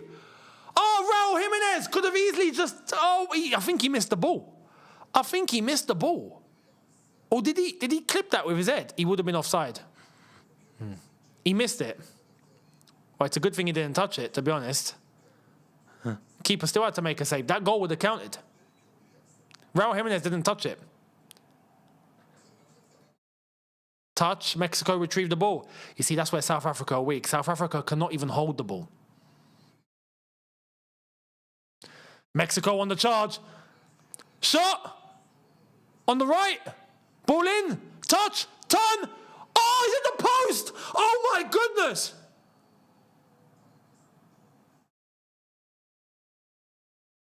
Mate, Mexico are on it. Mexico are on it. I'll tell you what, Mexico should win this game 3 or 4-0. I'll be honest, the way that it's going right now, if Mexico don't get a second goal, they need to kick themselves because this is just, they're playing around them. South Africa are ball watching. Is referee view, and it's a very intelligent placement. It's unlucky. A little bit of bend and it might have hit the post and gone in. But Mexico are playing around South Africa for fun here, and it's still only just 1-0. So far, this game should probably be 3-0.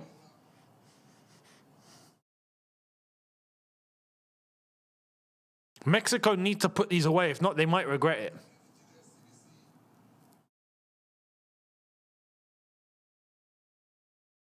You should have sent him. You should have sent him. He was gone.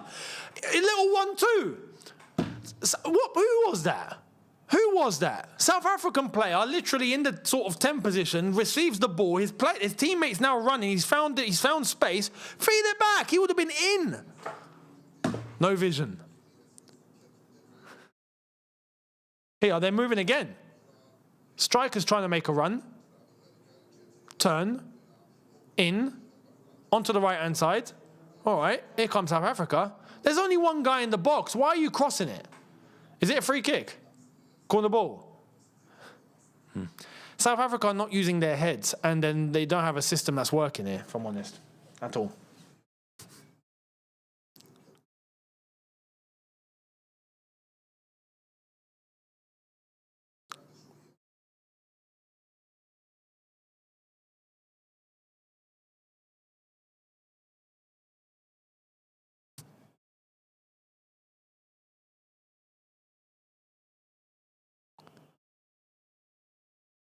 Corner ball taken short. Why is it taken short? Why? All right, ball in. Cleared. He's taken a shot. That's a good shot. Bloody hell. Who's the South Africa number 14? My goodness. What a hit that was. Without a run-up. He just hit it. It was a good attempt. Very good attempt. 30 seconds left to the end of the first half, and then we get to stoppage time.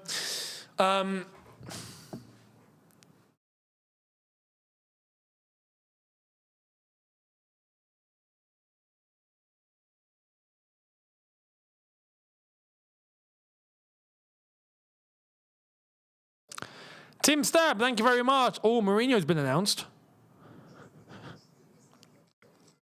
That had to be done. Ball in. Good whack away from the goalkeeper. 4 minutes of added time.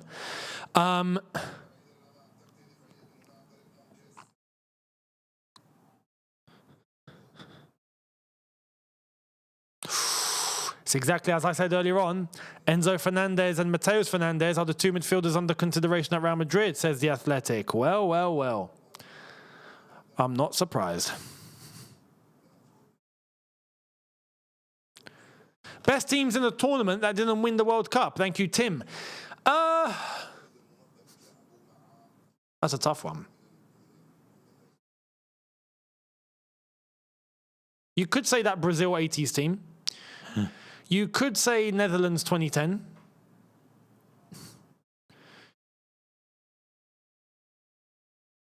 You could say France 06, to be honest. Italy won that because of the headbutt. Oh, Raul Jimenez could have brought that down. He could have brought that down for himself. Out for a throw to Mexico. You could say the last World Cup. You could say France against Argentina. France 22.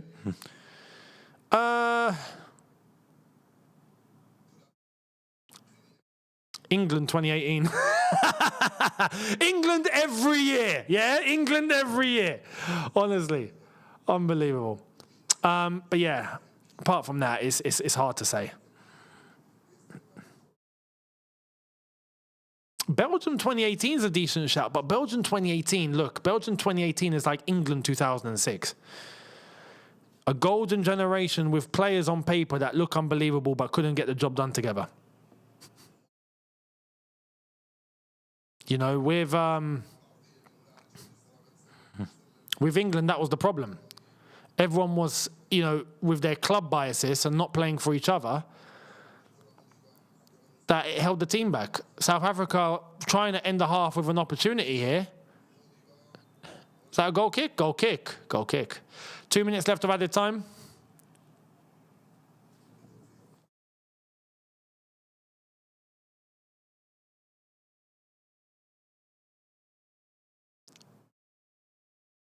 I will say there are a couple of teams from the African continent that I felt like were very unlucky.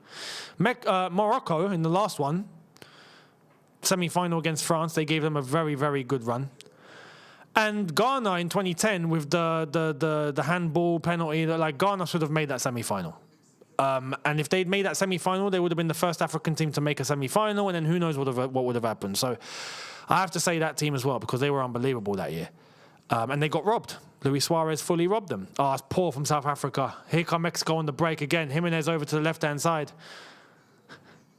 God, what a through ball. What a through ball is this too? Oh, he's fluffed it. He's fluffed it. Gutierrez with the fluff. Should have really, really tried and hit it. I think he tried to. He mishit it completely. What's he tried to do here? Yeah, he's toe punted it really weak. Do you know what I mean? I don't understand. Anyway, it looks like it's going to finish 1-0 to Mexico this first half. I did see Madueke's amazing miss yesterday. Yes, that was an absolute disgrace. Absolute disgrace.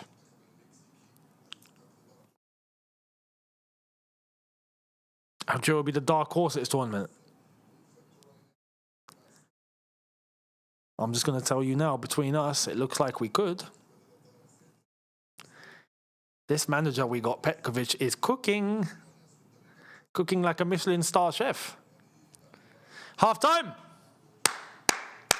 The first half of the World Cup is over. Mexico 1, South Africa 0. Are they going to be able to keep this up into the second half? Going to be a very interesting one. Now, let me know your thoughts in the chat. How are you feeling? How are all of you feeling with this World Cup so far, this first half? What did you think? I'd love to know. For me, very, very easily, Mexico have dominated into oblivion. And as far as I'm concerned, South Africa have work to do. South Africa tactically have big work to do. And I think mentally have big work to do. I think the 5-3-2 needs to shift. I think South Africa have one advantage over Mexico that they're not using. And I don't know why. If you have this advantage, you should always go man for man. The advantage that they have is physically, I think South Africa are better. But they're trying to rely on that defensively by having a 5-man defense, and it's not getting them anywhere. Mexico are technically more gifted. Technically, they have much more. They have much more of the ball. They have much more skill. Physically, South Africa are trying to rustle their feathers. They're trying to rough them up a little bit. Or go man for man. Go man for man. Mexico right now are set up in is it a 4-3-3? Let's have a look at the Mexico lineup when it does pop back on screen. I forgot what their shape was. No, it was a 4-1-4-1. It was a 4-1-4-1 if I'm not mistaken. And what does a 4-1-4-1 do? A 4-1-4-1 allows you to keep a back four but also dominate the midfield, as well as having good attacking options. It's a very interesting formation if you can make it work. Just saying, Algeria have done that lately too. So I've paid attention to the 4-1-4-1. South Africa should go man for man. Go man for man. If physically you're stronger for them, match them. Match them, and then you'll be able to win the ball off them, I think, that way much more. South Africa are allowing Mexico to have the ball. And because they're allowing them to have the ball, the build-up is with Mexico. They're sharp. They're gaining confidence on the ball. They're technically gifted. They're going to work it around you. But they're going to work it around you if you're giving them the space and the time. For me, South Africa need to match them. Go man for man with them and just take it from there. I think they're giving Mexico too much respect. And Mexico are utilizing it very well. Very well. The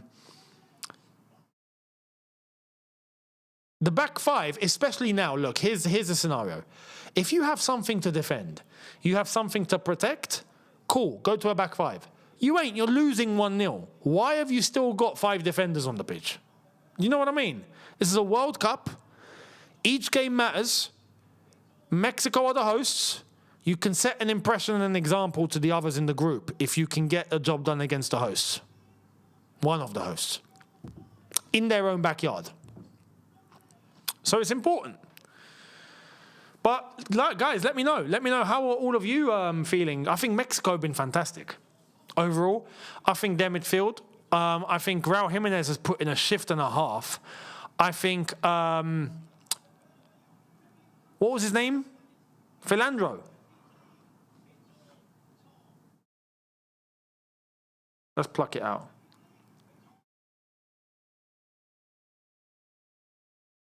Fidalgo. I think has been immense. And they've utilized the space that's been offered to them on a plate. So, for me, that's what I would change. And look, there are names on this bench. Now, if you're Mexican or South African, please let me know. But Mexico, you've got Edson Alvarez on the bench. You've got Alexis Vega on the bench. You've got Santiago Jimenez on the bench. You've got, obviously, Ochoa. Everyone knows the goalkeeper, but the goalkeeper's not needed right now. Pineda, Vargas on the bench. South Africa, you've got Maremi on the bench. You've got Mofokeng on the bench. You've got Magopa on the bench, who I thought would absolutely start. These are guys that can come on and influence this game. So I want to hear from the Mexicans and the South Africans, what should your team do now? Because, look, if you were to ask me about England or Algeria, I can give you an essay. I can't do the same with Mexico and South Africa like a Mexican or South African. I can only give you based on what I see. But you guys know your teams in terms of how your national team should function much more than me. So let me know in the chat.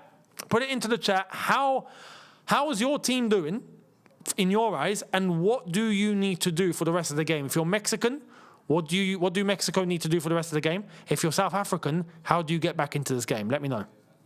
Let me know. In the meantime, we'll go to the Super Chats. Thank you very much for the Super Chat. Luyanda saying, at least we got higher ball position than Arsenal. That's not something to shout about. I'll be honest. RSO 2003 says Mexico levels above, makes the game dull. Thank you very much. So far, you're right. Kanyisa says this back five is how we lost at AFCON, no midfield. Tell me about it. This is why, like, coming into this tournament, I've always said, you know, watch out on South Africa. But I'm under the impression that they would have changed what didn't work for them at AFCON. South Africa have a good team. But it's almost like they're doing the same thing again.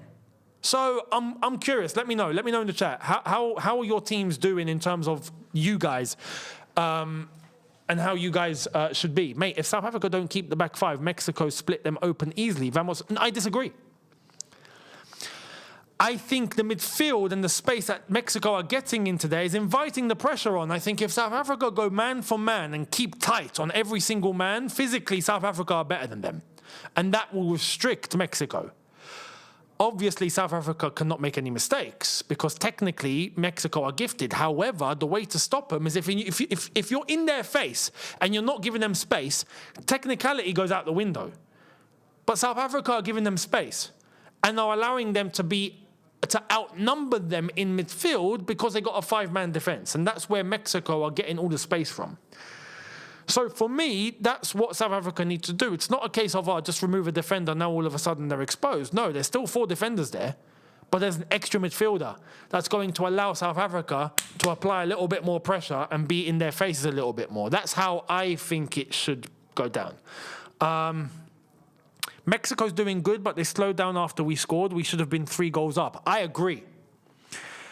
I agree with that. And I say, right now, Mexico should be 3-0 up. With what South Africa have done this half, it was on a plate, Mexico should be 3-0 up. So, interesting. Mexico's frustrating as they haven't even left first gear. Interesting. We need to actually get out of our shell. South Africa has the ability to penetrate the press of Mexico.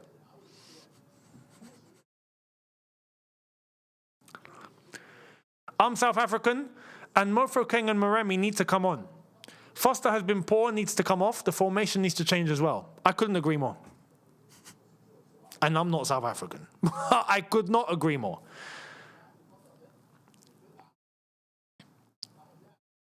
South Africa is not better physically. Plus, the atmosphere and the altitude is having a massive effect on South African players. I would be surprised if this affects South Africa, you know. South Africa should be acclimatized much more than anyone else. Obviously, bar the few European-based players they have. But, no, when I say physically, I mean in terms of one-on-one battles, strength, pace. I think South Africa have that. Then they're not using it, though. They're not using it, though.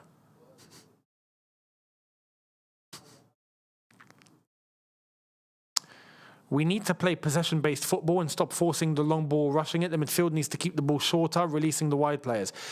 There's less bodies. And this is my point. I agree with that. But I think you need one more man in that midfield. That's my point. And if you have that, I think you'll be able to do it.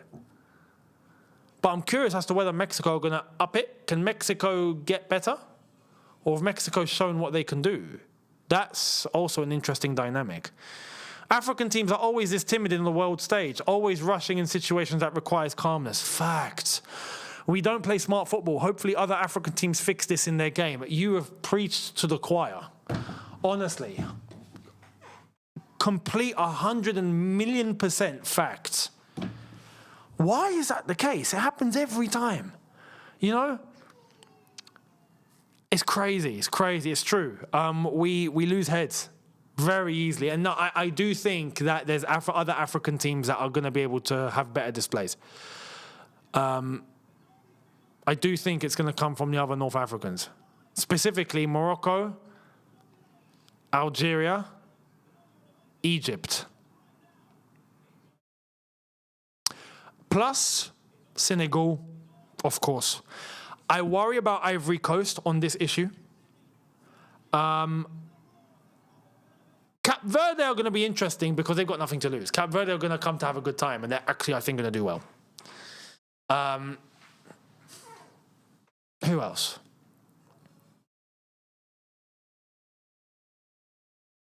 Tunisia are going to fumble.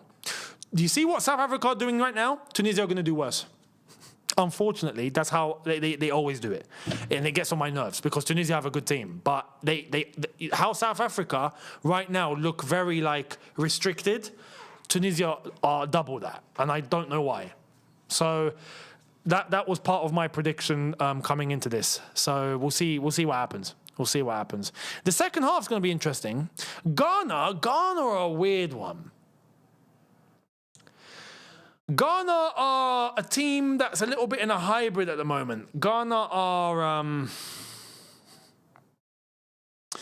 on the up.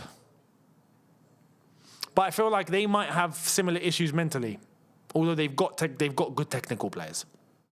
But I feel like they need a little bit more time. Ghana, I feel like, need a little bit more. I think Ghana at the next World Cup could be dangerous.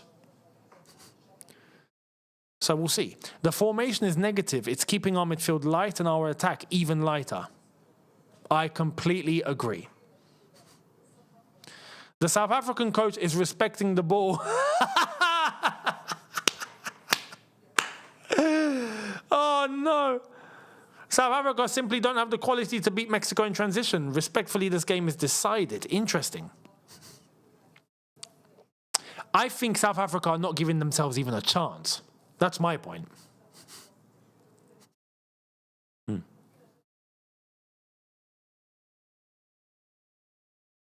Mexico's playing like this is a friendly. They play much better when they're considered underdogs. Well, we better watch out for Mexico then. They might go far. Do you know what I mean? And look at the goal. It's a mistake. Even the goal is a South African mistake. It's goalkeeper to Sitoli, and he's just giving it away, and players cut inside, and it's a great hit in between the legs. It's a mistake. I also have to say about Mexico needs to start being a little bit more clinical. With these chances falling on a plate, like I say, they should be 3-0 up. You don't want to get into a scenario where you make a mistake or South Africa get into the game. They find a way tactically or systematically. And then all of a sudden, Mexico are thinking, man, we should have scored all those chances. Because right now, Mexico are dominating beyond belief. So let's see. Are there any subs that's going to be made for South Africa? Players, I think, are about to come back out onto the pitch. RSO 2003, thank you for the super chat, saying, honestly, I think it's easier to beat Germany than it is to beat Ivory Coast. Ivory Coast, what a team. Interesting.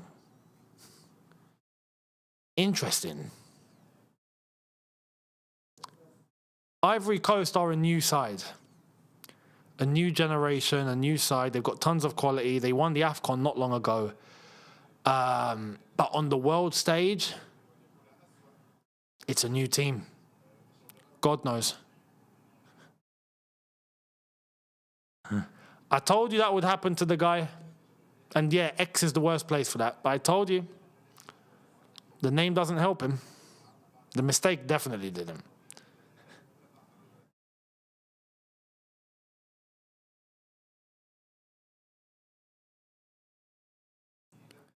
South Africa need to realize that they're playing at the World Cup, not the AFCON. I do agree with that.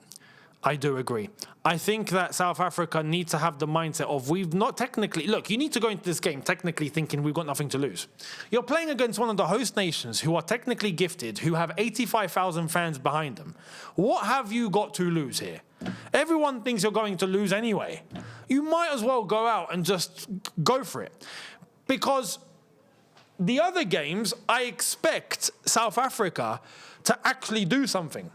I expect South Africa to do something against South Korea, and I expect them to do something against the Czech Republic.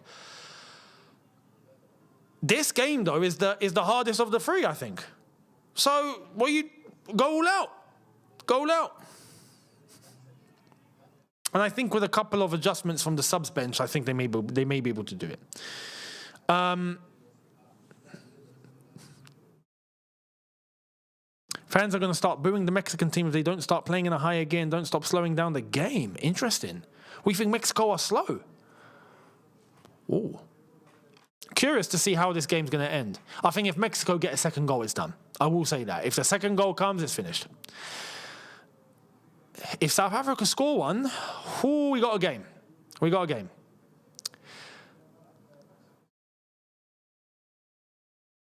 Why are you not talking, Younes? Why are you not talking about the Somalian referee who's been denied a chance to officiate the World Cup for the first time because he's Somalian? Because what happened to him was outrageous, and everyone's already said everything pretty much. It's obvious what's happened. There's nothing else to really add, except it's obvious what happened. And FIFA didn't bother to try and protect him either. Thankfully, UEFA have given him the spot to be the referee for the UEFA Super Cup between PSG and Aston Villa. So, you know, UEFA got that sorted for him. Happy days. But look, FIFA and Trump are in the pocket with each other, clearly. I'm not surprised. Simple as that. I'll tell you another thing. I'm actually shocked at how Senegal got patted down at the airport after getting taken off the plane. If you've seen that video, that was unbelievable. They got vetted beyond belief, and I saw other teams come off planes and it wasn't a problem. So, another mistake! Another mistake! Shot from distance! Ooh, that would have been a cracker! Guterres, that would have been phenomenal. Whew. But South Africa's defending is in the bin. It's in the bin here, guys. Apparently he'll be refereeing in Canada. Well, this was my theory. My theory is, look, if the US don't want him in, well, Canada and Mexico are right there. One of you lot step in.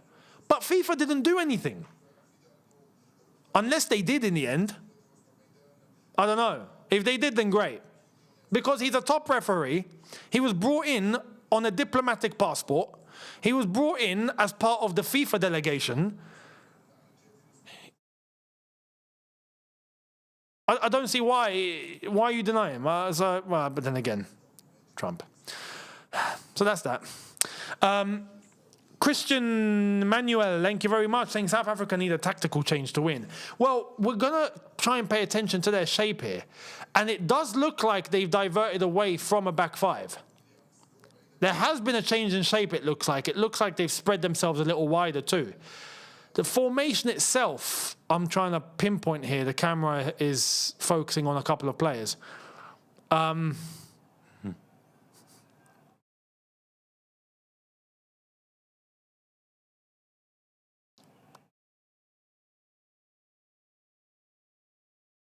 Yeah, now it looks like there is an additional midfielder. They have gone to a box 4 midfield. No, sorry. Centre-backs have come tighter. Oh, no, the line's too high. Off the line, my God, he's tried to shoot from 45 yards out. Unlucky. Younes, who scored the goal, trying to catch the keeper out. Fair play. Younes is feeling confident. Yeah, South Africa look like they've gone to a back 4. A back 4 with 2 advanced fullbacks, a midfield double pivot, with another man dropping. But they're playing reckless here. Here come Mexico.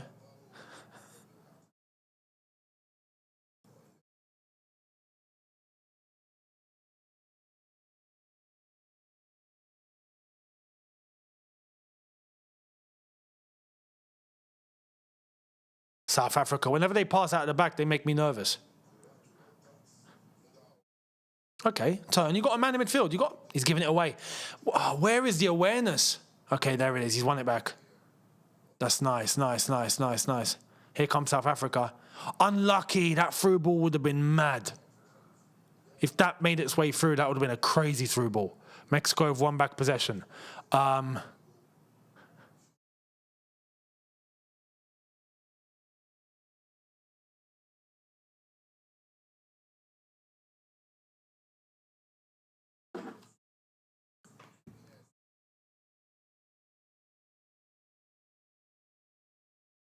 A little chance here, South Africa. Oh!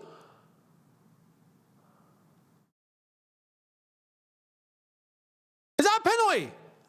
Is that a red card?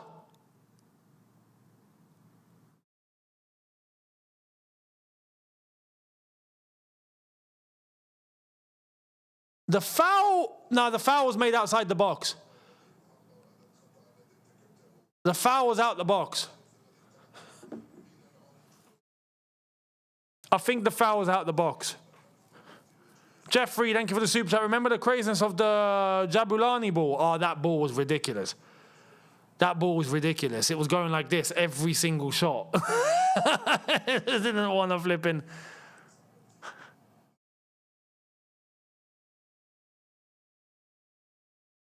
It's a free kick on the edge of the box for Mexico. I had to catch up there, by the way. It went behind for some odd reason, and I don't know why.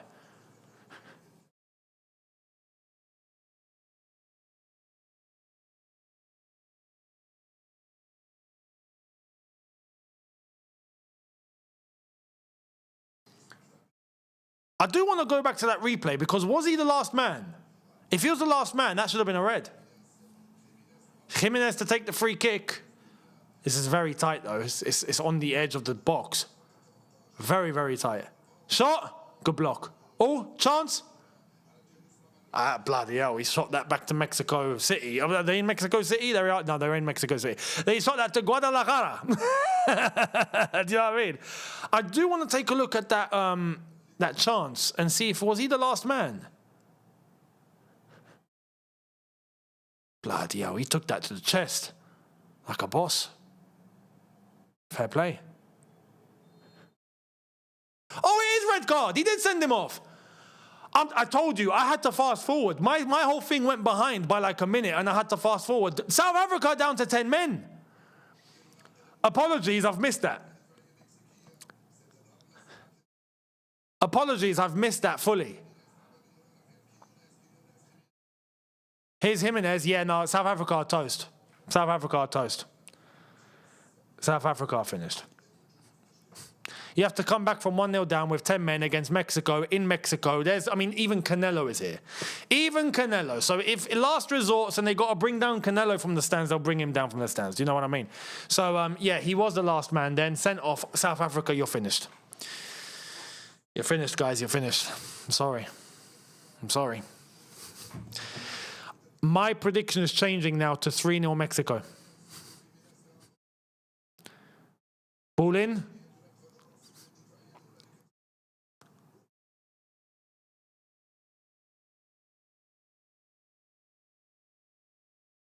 There's no way Mexico loses now. No way. This is now going to be light work for them. Let me see if there's any other...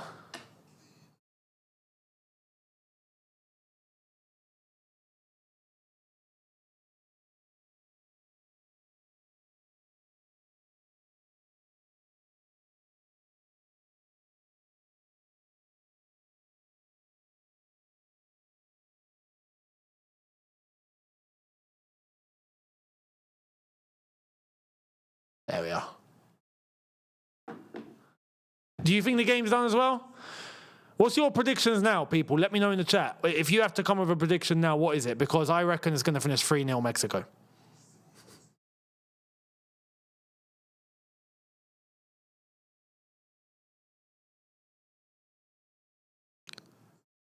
Ball over the top. Yes, Mexico are finding a lot of space now. A lot of space. 1-1. Bloody hell. 2-0 Mexico, 4-0, 2-0, 3-0 is a good shout. Never underestimate Mexico's talent to shoot themselves in their feet. Nah, surely not. Not at home. Not at home. I think Mexico have this. And I think because of the extra space, I'm going 3-0.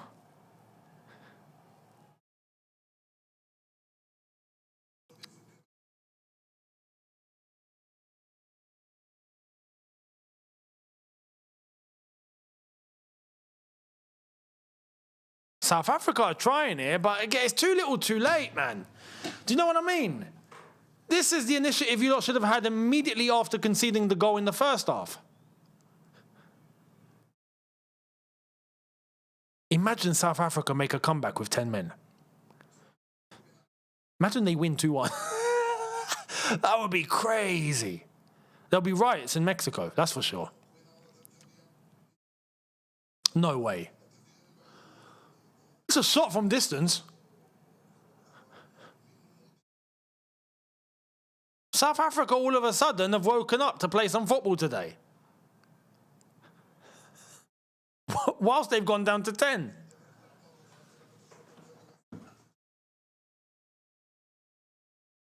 "55 minutes. Mexico 1, South Africa 0.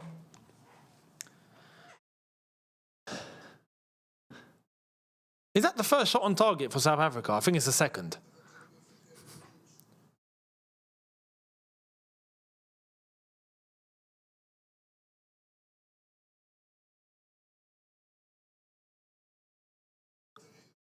Substitution for South Africa. Number 9 coming off. Foster off. And Bata is on. And Bata plays where? Midfield? Defence? Don't tell me they've taken off an attacker for a defender. I swear, if that's what he's done, he is high. That's what he's done, isn't it? I'm going to verify this. I'm going to verify this right now.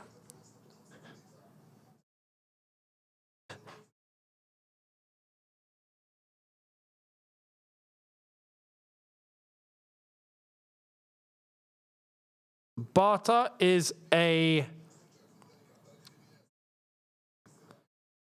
plays for Orlando Pirates.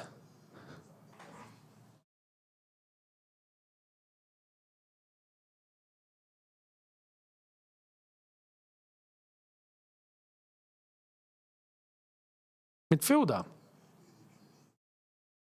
Okay. A midfielder is... Okay. Okay, that actually kind of makes sense. Kind of. I'll tell you why. Because South Africa had 2 strikers on the pitch anyway. So if they need an extra man in midfield to compensate for the red card and the space that's going to be there, then that kind of makes sense. But that striker who's up there by himself now needs to be relentless. Do you know what I mean? Relentless.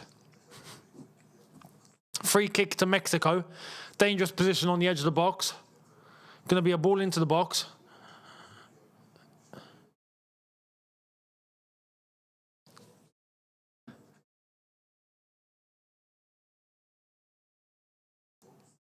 Referee's having a word with Vasquez and with Bokazi.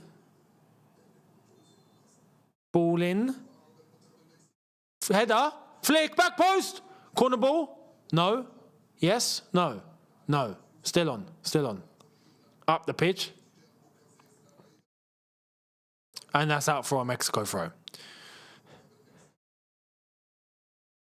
Look, in the next 10 minutes, Mexico should absolutely get a second goal. If they don't get a second goal, I'm concerned for Mexico at this point. Now, I also want to give some context here, and I want to be fair. There's going to be a bit of thinking on the Mexico side, saying, we're going to get 3 points. 3 points are 3 points, right? But in the group, in a situation like this, whilst you're now playing against a team with 10 men, you should stat pad. You should absolutely stat pad. Try and get as many goals as you can, because you're playing with 10. You're playing with 10. Those goals are going to come in handy later on once you get to the third group game. You know, so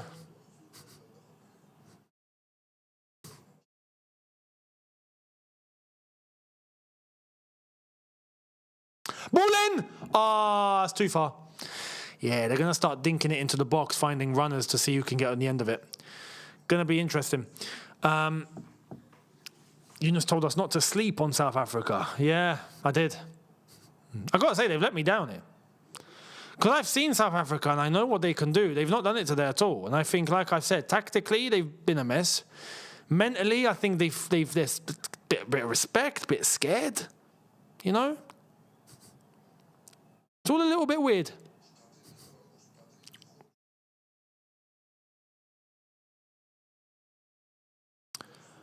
RSO 2003, thank you very much, saying, mate, Roberto Baggio is in the stadium. I wonder what happened to him after he missed the last penalty of the 94 World Cup. I don't think he ever recovered from that, I'll be honest. I don't think he ever did. Because Baggio is Baggio. Baggio is one of the best of all time as well. Baggio, Roberto Baggio, what a player. But that miss from Baggio, of all players, I think that sat with him for the rest of his career. You know, whenever people looked at Baggio, they thought of that miss. Which is sad, considering how good Roberto Baggio was. How iconic he was, a cult hero for football. But that miss, that stood with him. Another one, Zwane coming on. Adams coming off for South Africa.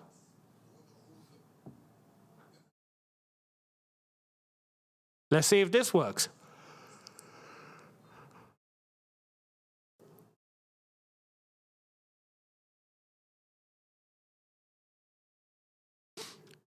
Our coach is letting us down. Actually has let us down with a negative starting lineup. I get that vibe. I do, and I'm surprised coming from this manager who should know better. You know?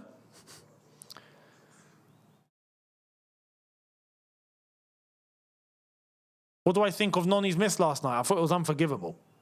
Disgraceful miss. He's missed an open net, pretty much. Do you know what I mean? An open net. So, yeah.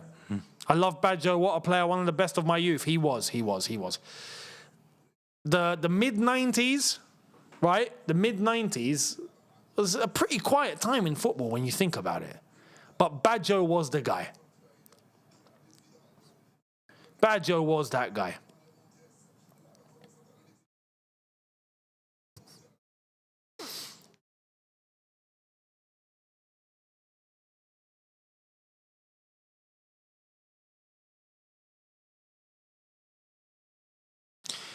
It will work. It's a cam for a CDM. Interesting.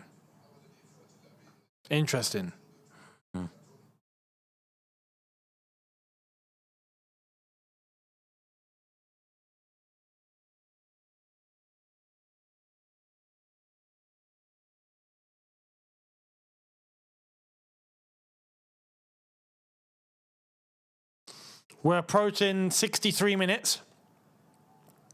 Still Mexico 1, South Africa 0. South Africa down to 10 men.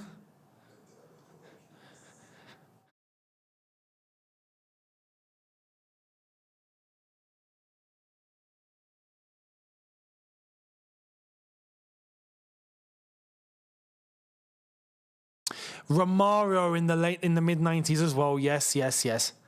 But it's mad. You see, these players from the mid-90s, they go under the radar. When you talk about the greatest of all time, and you go about players, that were unbelievable, you always get players before them and after them mentioned in every conversation. Ball into the box. South Africa starting to put themselves a little more forward here. But yeah, you never get like that class of the mid-90s mentioned too much. You know what I mean?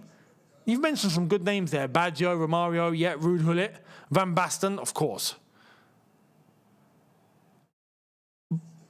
But it's weird. In any sort of conversation, they're not really mentioned, which is bizarre. But they're not mentioned. Van Basten scored that one iconic goal from an angle that was basically impossible. Romario and his skill was unreal. But you always get players from the late 80s that were mentioned. And then you get players from the late 90s that were mentioned. But the mid-90s, no one really gets mentioned. It's weird. From the Brazil side, 98, all of a sudden, that team became one of the greatest teams of all time. you know, with R9, Ronaldo and Cafu and Dida and all these guys. Like, that was just mad, crazy. But yeah, there were some good players, but they're never mentioned. Baggio is one of them.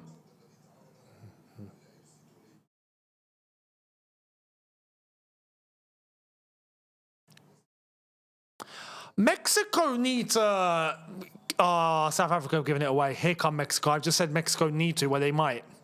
Unlucky, through ball, just intercepted. Mexico, I was going to say, Mexico needs to come out whatever shell they've put themselves in here. You've got one extra man on the pitch, and you're not utilising it now. Like, are they scared to lose? I'm a bit baffled. Oh, some subs. Here we go. Moran Chavez coming on for Gutierrez and Fidalgo. Round of applause for Fidalgo, who got an absolute clatter in today. I'm surprised his legs are still on. Fair play.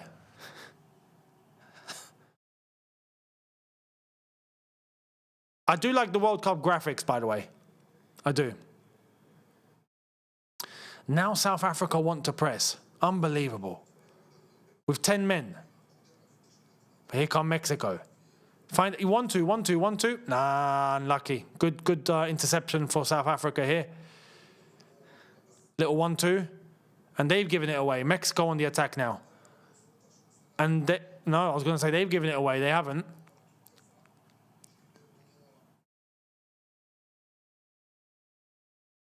Mexico have worked it all the way back to their defence. The Wiltshire's Organic Life. Thank you for the super chat. Much appreciated. Bebeto. Dunga. Leonardo. Ariel Ortega. Mate, you're bringing up some names. Dunga as well. Here come Mexico on the right-hand side. Ball in. Has to be! Yes! 2-0. Raul Jimenez with a monster header. And that was the space.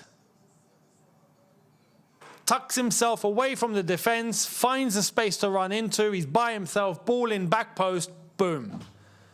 As it begins to rain in Mexico City, it's raining goals now as well. 2-0 Mexico. I think that's game, set and match, ladies and gentlemen. I think that is done for South Africa. And there's Canelo, very happy. If you can play, mate, you can play. You're definitely in condition to play. It's a nice ball to the right-hand side. It's a back four. And look, I have to say, who is right back for South Africa? The number 20. Illegal defending. Illegal defending. He saw Jimenez running and pointing at the space, and this guy's just like jogging, tracking back, jogging. Poor defending from that South African number 20. If I'm not mistaken, we'll get it on screen in a sec, actually. But, oh yeah, George Weah was another one. How have I forgotten Weah?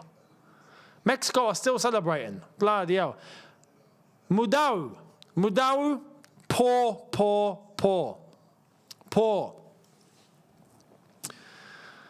To allow him to do that. It's a water break, by the way. Just after that goal. So we're at a water break now. Shay, thank you for the super chat. Paulo Wanchope was a baller. Paulo Wanchope.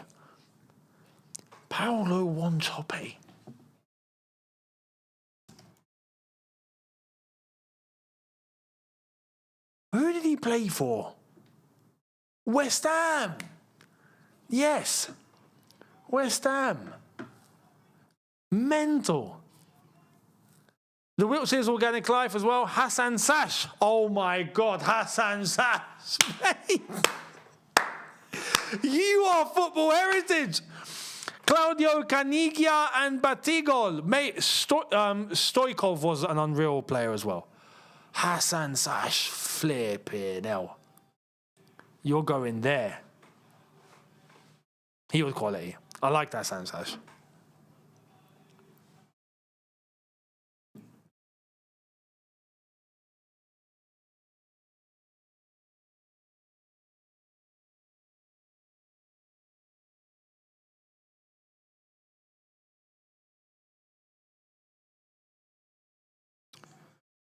Right, water break is over. We're about to get ourselves up and running again.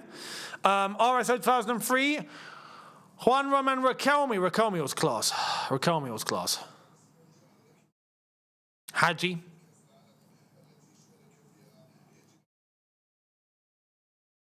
Everyone's just plucking out footballers from the late 90s. Honestly. By the way, look at the stat on screen right now. XG for South Africa is 0.07. I mean, guys, and you're down to 10 as well. It's a horrible night for South Africa. It really is. I expected more from the Bafana. I really did. Bafana, my South Africans, what's going on? I actually want to get some context. South Africans, how are you feeling?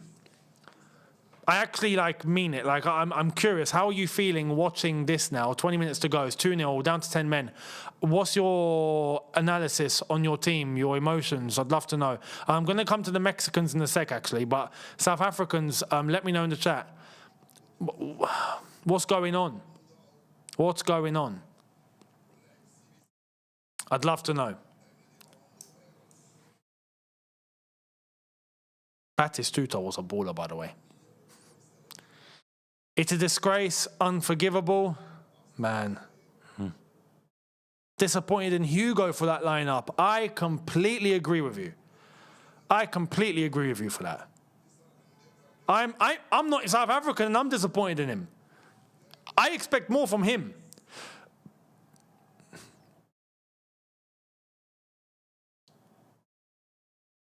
Forster and Sitole should not have started.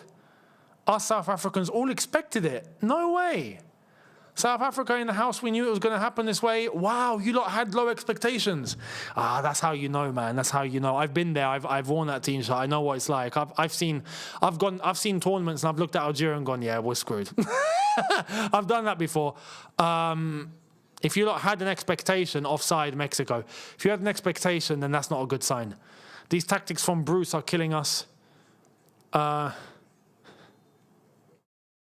Man, disappointed in the team selection and formation. Hugo done us here. The coach is at fault.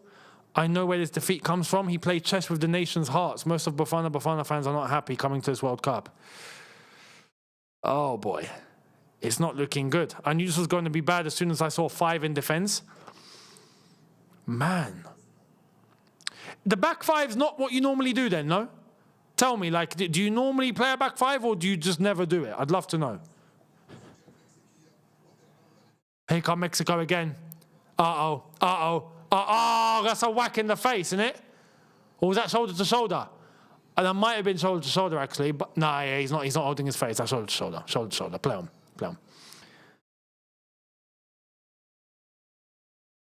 Raul Jimenez moves quality. Yeah, that's not. Oh, actually. Was that an elbow? Nah.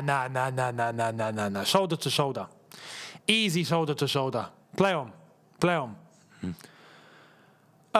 We expected better. We never play like this. We normally play 4-3-3, 4-2-3-1. Flipping hell. In the warm-up games before this, did he not play a back five at all? That's going to be key. Did he try a back five in the warm-up games to this? Disappointed coach failed us. I'm expecting him to give it below. That's it's my fault. Bruce didn't work fast. Halfway. Why come back with it? Abu Bakr, thank you very much for the super chat. As Nigerian, I'm enjoying this hate watch. You know what I mean? We never play 5 at the back. None of these players play 5 at the back, even in the league. Since he took over in 2021, we've never played this formation. Flipping hell. That's risky stuff then. No back 5 in the warm-ups. That's bad. That means he's done this out of fear. He's just scared. And that's unforgivable, man. That's not good at all. You can't be coming into a game that you know you'll have to prepare for and you're not going to prepare for the way that you want to play. That's crazy. Then you just deploy something new on day one. That's insane. Just to give some context, I've seen the Algeria warm-up games and I've seen what we've been doing. Believe me, the amount of trial and error that has been gone into that is crazy. He's got 2 teams. ready. Like, it's mad. I expect the same from all the same. I've seen Thomas Tuchel in England do it as well. I've seen the constant changing. I expect the same from South Africa. I mean, you can't just deploy a back five and you've never even trialed it. That's insane. So, Kanisa, thank you for the super chat. That back five gave us PTSD flashbacks from AFCON. He screwed you up here. Mexicans, let me know. Mexicans, are there any Mexicans in the chat? Mexicans, how are you feeling about your team? I'm curious about Mexico here because they're playing in easier circumstances now. Mexico, who had control in the game anyway, but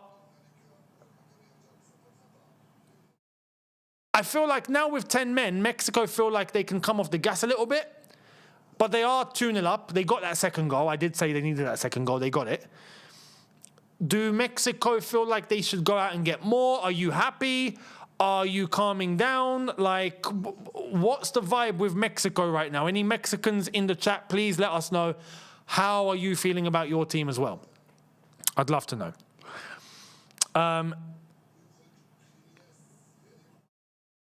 Someone said Mexican cartels threatened us. That's why we're giving them the win. You wish. Alvarez and Gonzalez coming on for Mexico. I think Raul Jimenez has just come off.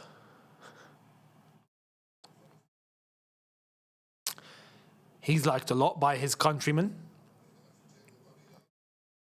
Modiba and Reyners are off for South Africa as well. That's going to be the end for the South Africa substitutions now.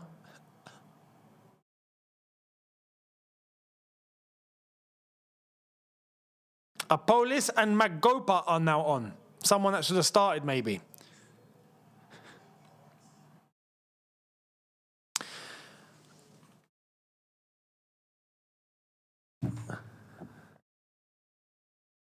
Mexico needs to take full advantage and score another one. I agree. I agree. They've been holding back. Flipping hell. Do you think they're taking it easy? If they're taking it easy, wow. I think we have a good team with a decent structure and bench. Take a look at Gilberto Mora. He's the youngest player in the tournament and he's really, really good. He came on, there was a lot of people screaming for him, so it seems like he's, I mean, people are aware in that case, so yeah. Viva Mexico.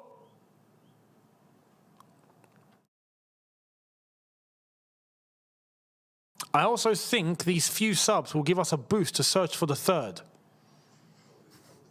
Interesting. Interesting.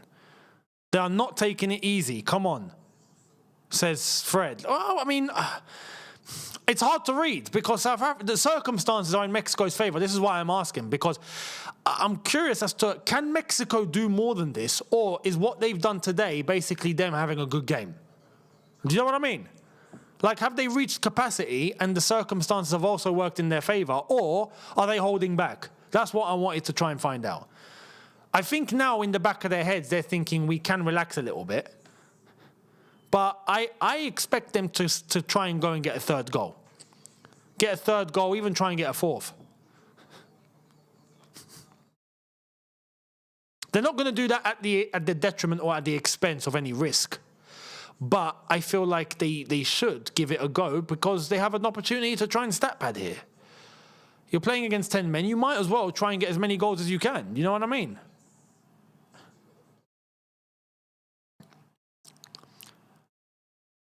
Substitution for Mexico again.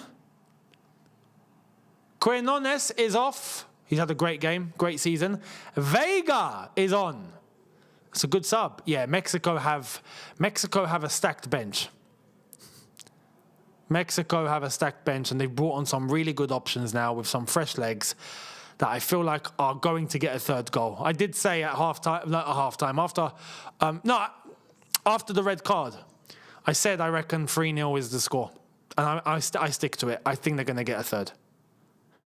We got 12 minutes left. Well, 11. 11 plus stoppage time. All the Africans are proud of Mexico. Oh, guys. Mexico is on the front foot today, but they will need to be better defensively. Do you reckon? It's hard to read because South Africa haven't tested them. Oh, my God, another mistake. Mexico's press is good. I'll tell you that now.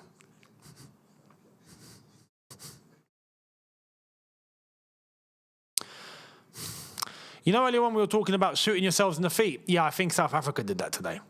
Big time.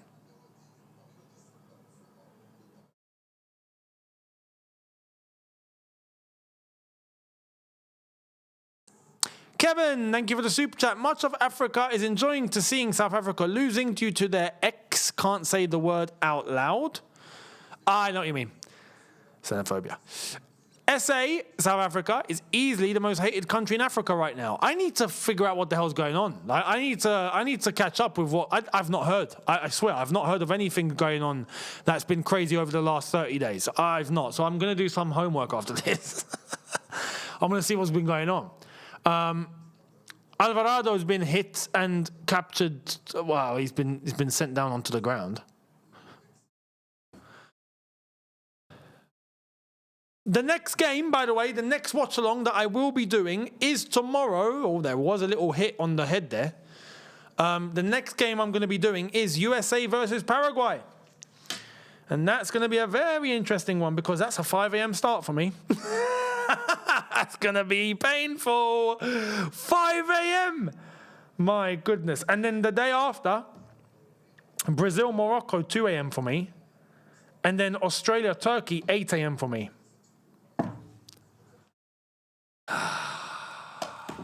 What we do for you lot, eh? This is going to be very, very interesting. So yeah, bring on the pain. But there's no sleep. Sleep is we've waved goodbye to sleep for the next 30 days. Sleep doesn't exist anymore. Not 30 days, 5 weeks. There is no sleep. And don't worry, even after this, there's going to be a video on here on the latest news. And there's going to be a video on Younes Talks Chelsea as well on the latest for Chelsea too. VAR. Uh-oh. Don't tell me South Africa go to 9 men. I swear, if this is going to be a red card and there's a 9, if it goes to 9, it can't be another red. It can't be another red. Surely not. VAR. Oh no, you can see immediately he's got his hands on his neck. Oh, he's pulled him back. He's pulled him back by the head.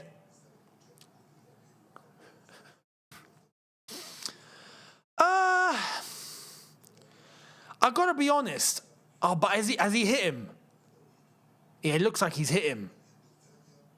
Yeah, he's hit him. It's not even like a drag. If it was like a drag, it's a different story. It looks like he's gone, move. He's hit him on the back of the head, man. It's, you can't, yeah. He's put his hands on his head. It's a red. It's a red. It's got a, yeah, he's hit him. He's hit him. He's hit him in the face. He's hit him in the face. It's a red card. He's going to be sent off. South Africa are about to go down to 9. Hang on, we're going to get confirmation.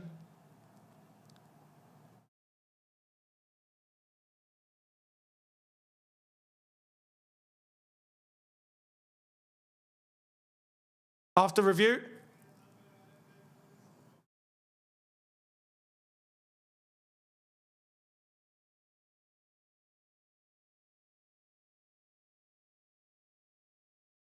He's struggling to speak English here. Red card.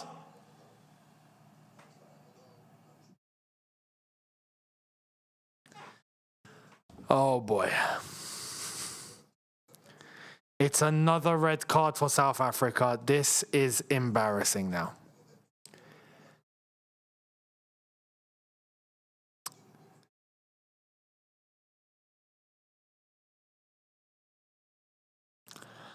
Oh boy. South Africa are in big trouble. South Africa are in big, big trouble. A second red card. They've lost all their heads. They've got 2 suspended players now for the rest of the tournament.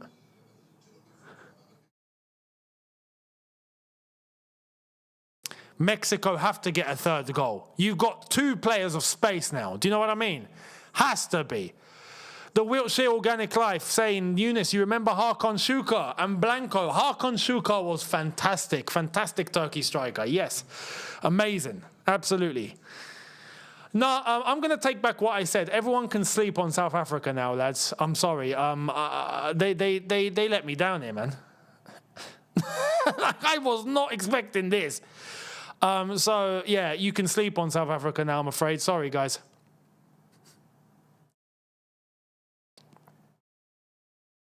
He's not looking good, bruv. RSO 2003 saying there is not much to watch now. 11 versus 9. Now what? A third Mexican goal is what I'm expecting. You know? I'm expecting that. Coldest, thank you for the super chat, says successful hate watch for Nigerians and Ghanaians. Yeah, clearly. You could not have got it any better. You really couldn't. Do you know what I mean? Unbelievable. MMHCC 9907 says South Africa are doing a Chelsea. Absolutely, yes. I'm getting PTSD watching this. South Africa have given me Chelsea PTSD. I feel like I'm watching a Chelsea game.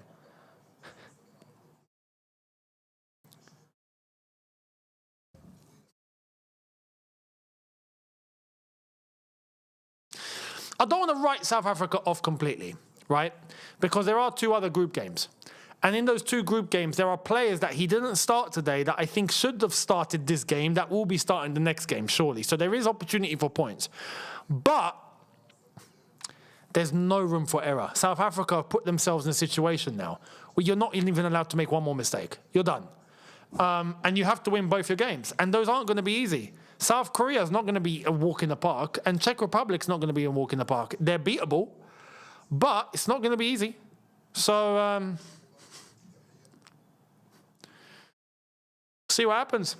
Tino, thank you very much, saying it's because they have been going around beating and chasing all the other Africans in their country, saying we are stealing their jobs. I need to read into this. I don't know any information, I'll be honest. So I'm going to read into it. Stefan says the same thing. This is what they know best. Violence. Flip here now. I need to clue up on what's going on. Shay, thank you very much, saying Igbali is signing that player up as we speak. Mexico, third goal. Is it coming? Is it? Is it? Is it? Nope. Nope.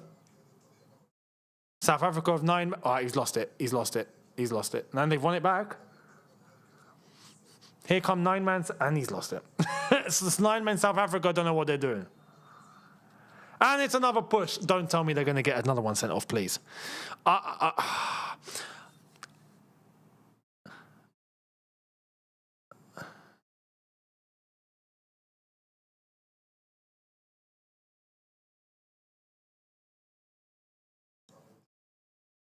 You know what? The referee couldn't see it with his view. Went to VAR and he saw it all.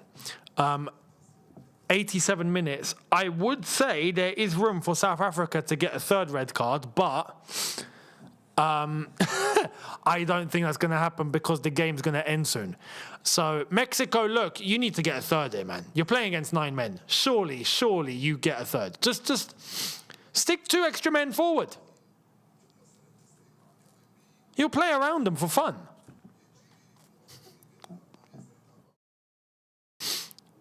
I'd send 1 defender up. Send 1 defender up because he's not needed. Like, legit, you do not need a back 4 now. You can have a back 3 with comfort, with peace of mind. And just send an additional man to go up top.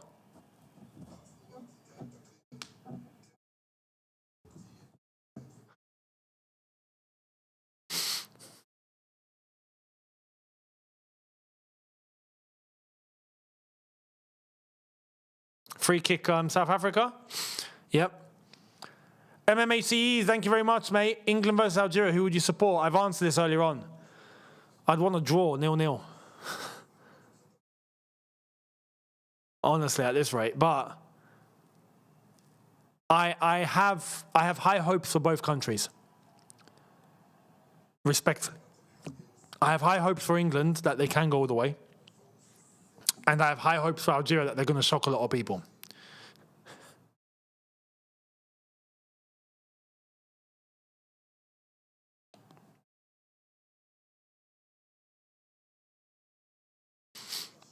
Straight after this, there's going to be a video on Younes Talks Football on Mourinho being unveiled at Madrid and Bernardo Silva being targeted by Real Madrid and what that means. So that's going to be the video to focus on here after this game.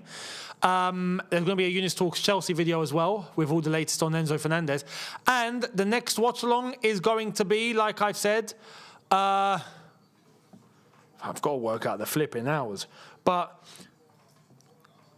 tomorrow night in the UK at 2 a.m. Do you know what I mean? So tomorrow during the day, nothing. USA versus Paraguay, 2 a.m. start UK, 5 a.m. for me. That's going to be the next watch along for the World Cup on here. That's going to be the next hosts. And then it's going to be the following night, Brazil-Morocco. That's next.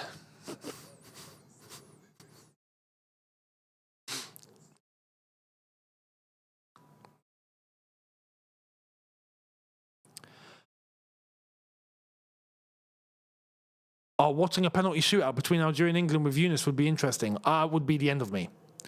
That would just me, I wouldn't even react. I'll just be like this, like hurting, in pain, pure pain. That's it. Younes, you fluent in Berber? Not completely fluent. I understand a lot more than I speak, but I do speak a bit. Shetaken. That's in Kabyle, if you understand, in the Kabyle dialect of the Mezer. Berber. Which means little bit.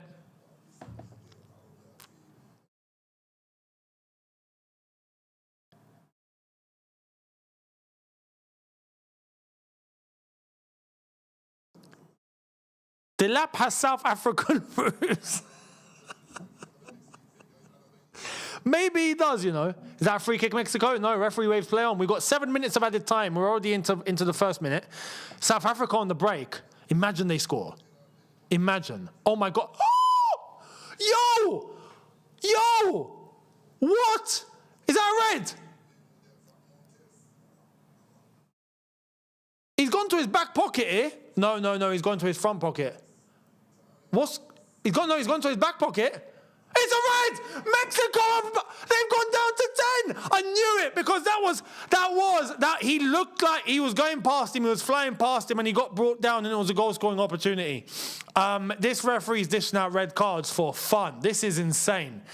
It's a red card for Mexico now. When you look, he's taken him out. He would have had a chance in on goal.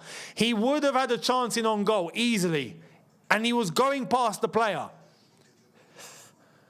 Oh, no. And now a free kick has to be given, and it cuts the action. It's a red. I think it is a red. It's a correct decision.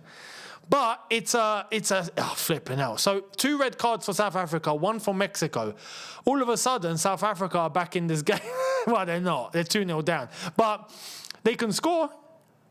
They can score. These red cards, what is going on? This referee, we got to watch this referee, you know. He loves dishing them out. Can South Africa get a goal back?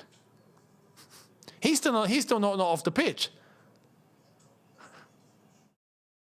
Montez is off for Mexico.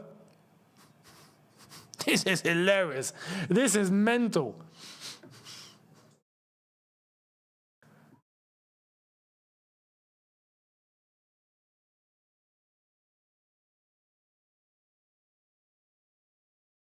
This is just day one.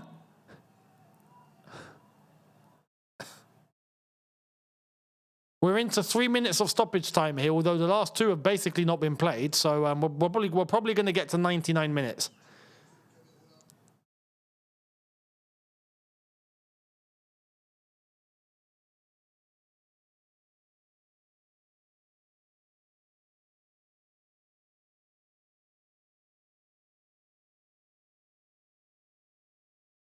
Free kick South Africa. Can they? Nah, I was going to say something there. He absolutely fumbled that. That is one of the worst free kicks I've ever seen in my life. That sums South Africa up completely today, man. Oh, man. What an epic fail that was. Absolute epic fail. Oh, no. Mexico, go and score the 3rd, please. Can we get one more goal just for the bants at this point? Honestly, South Africa are now going for another one. South Africa have let themselves down so much today. It's ridiculous.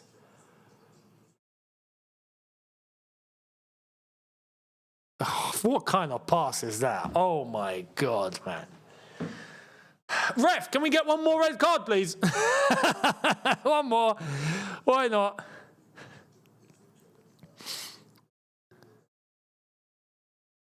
Do you see what I mean when we started the watch-along, where I said, like, there will be loads of football? And it will be entertaining.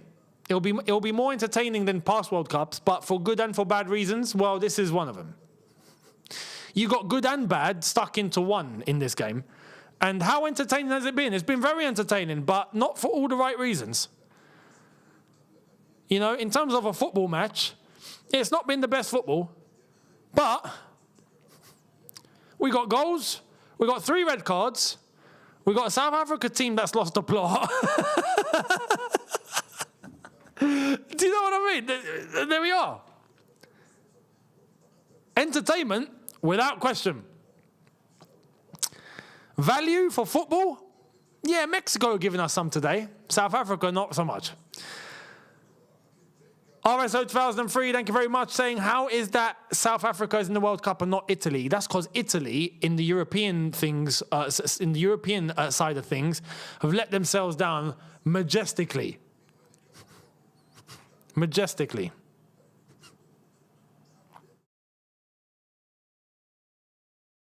Now, Italian football needs major surgery. Heart surgery, for that matter.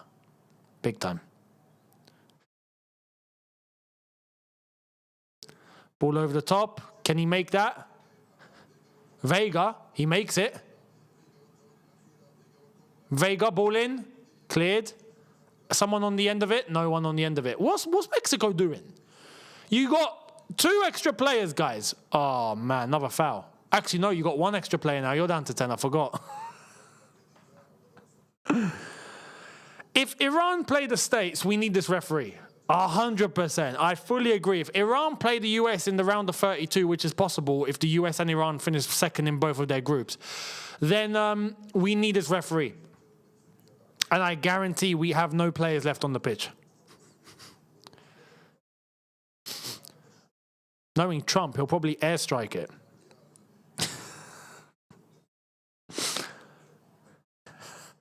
Is that the end of the game? And that's it. Full time. It's finished. Mexico 2, South Africa 0.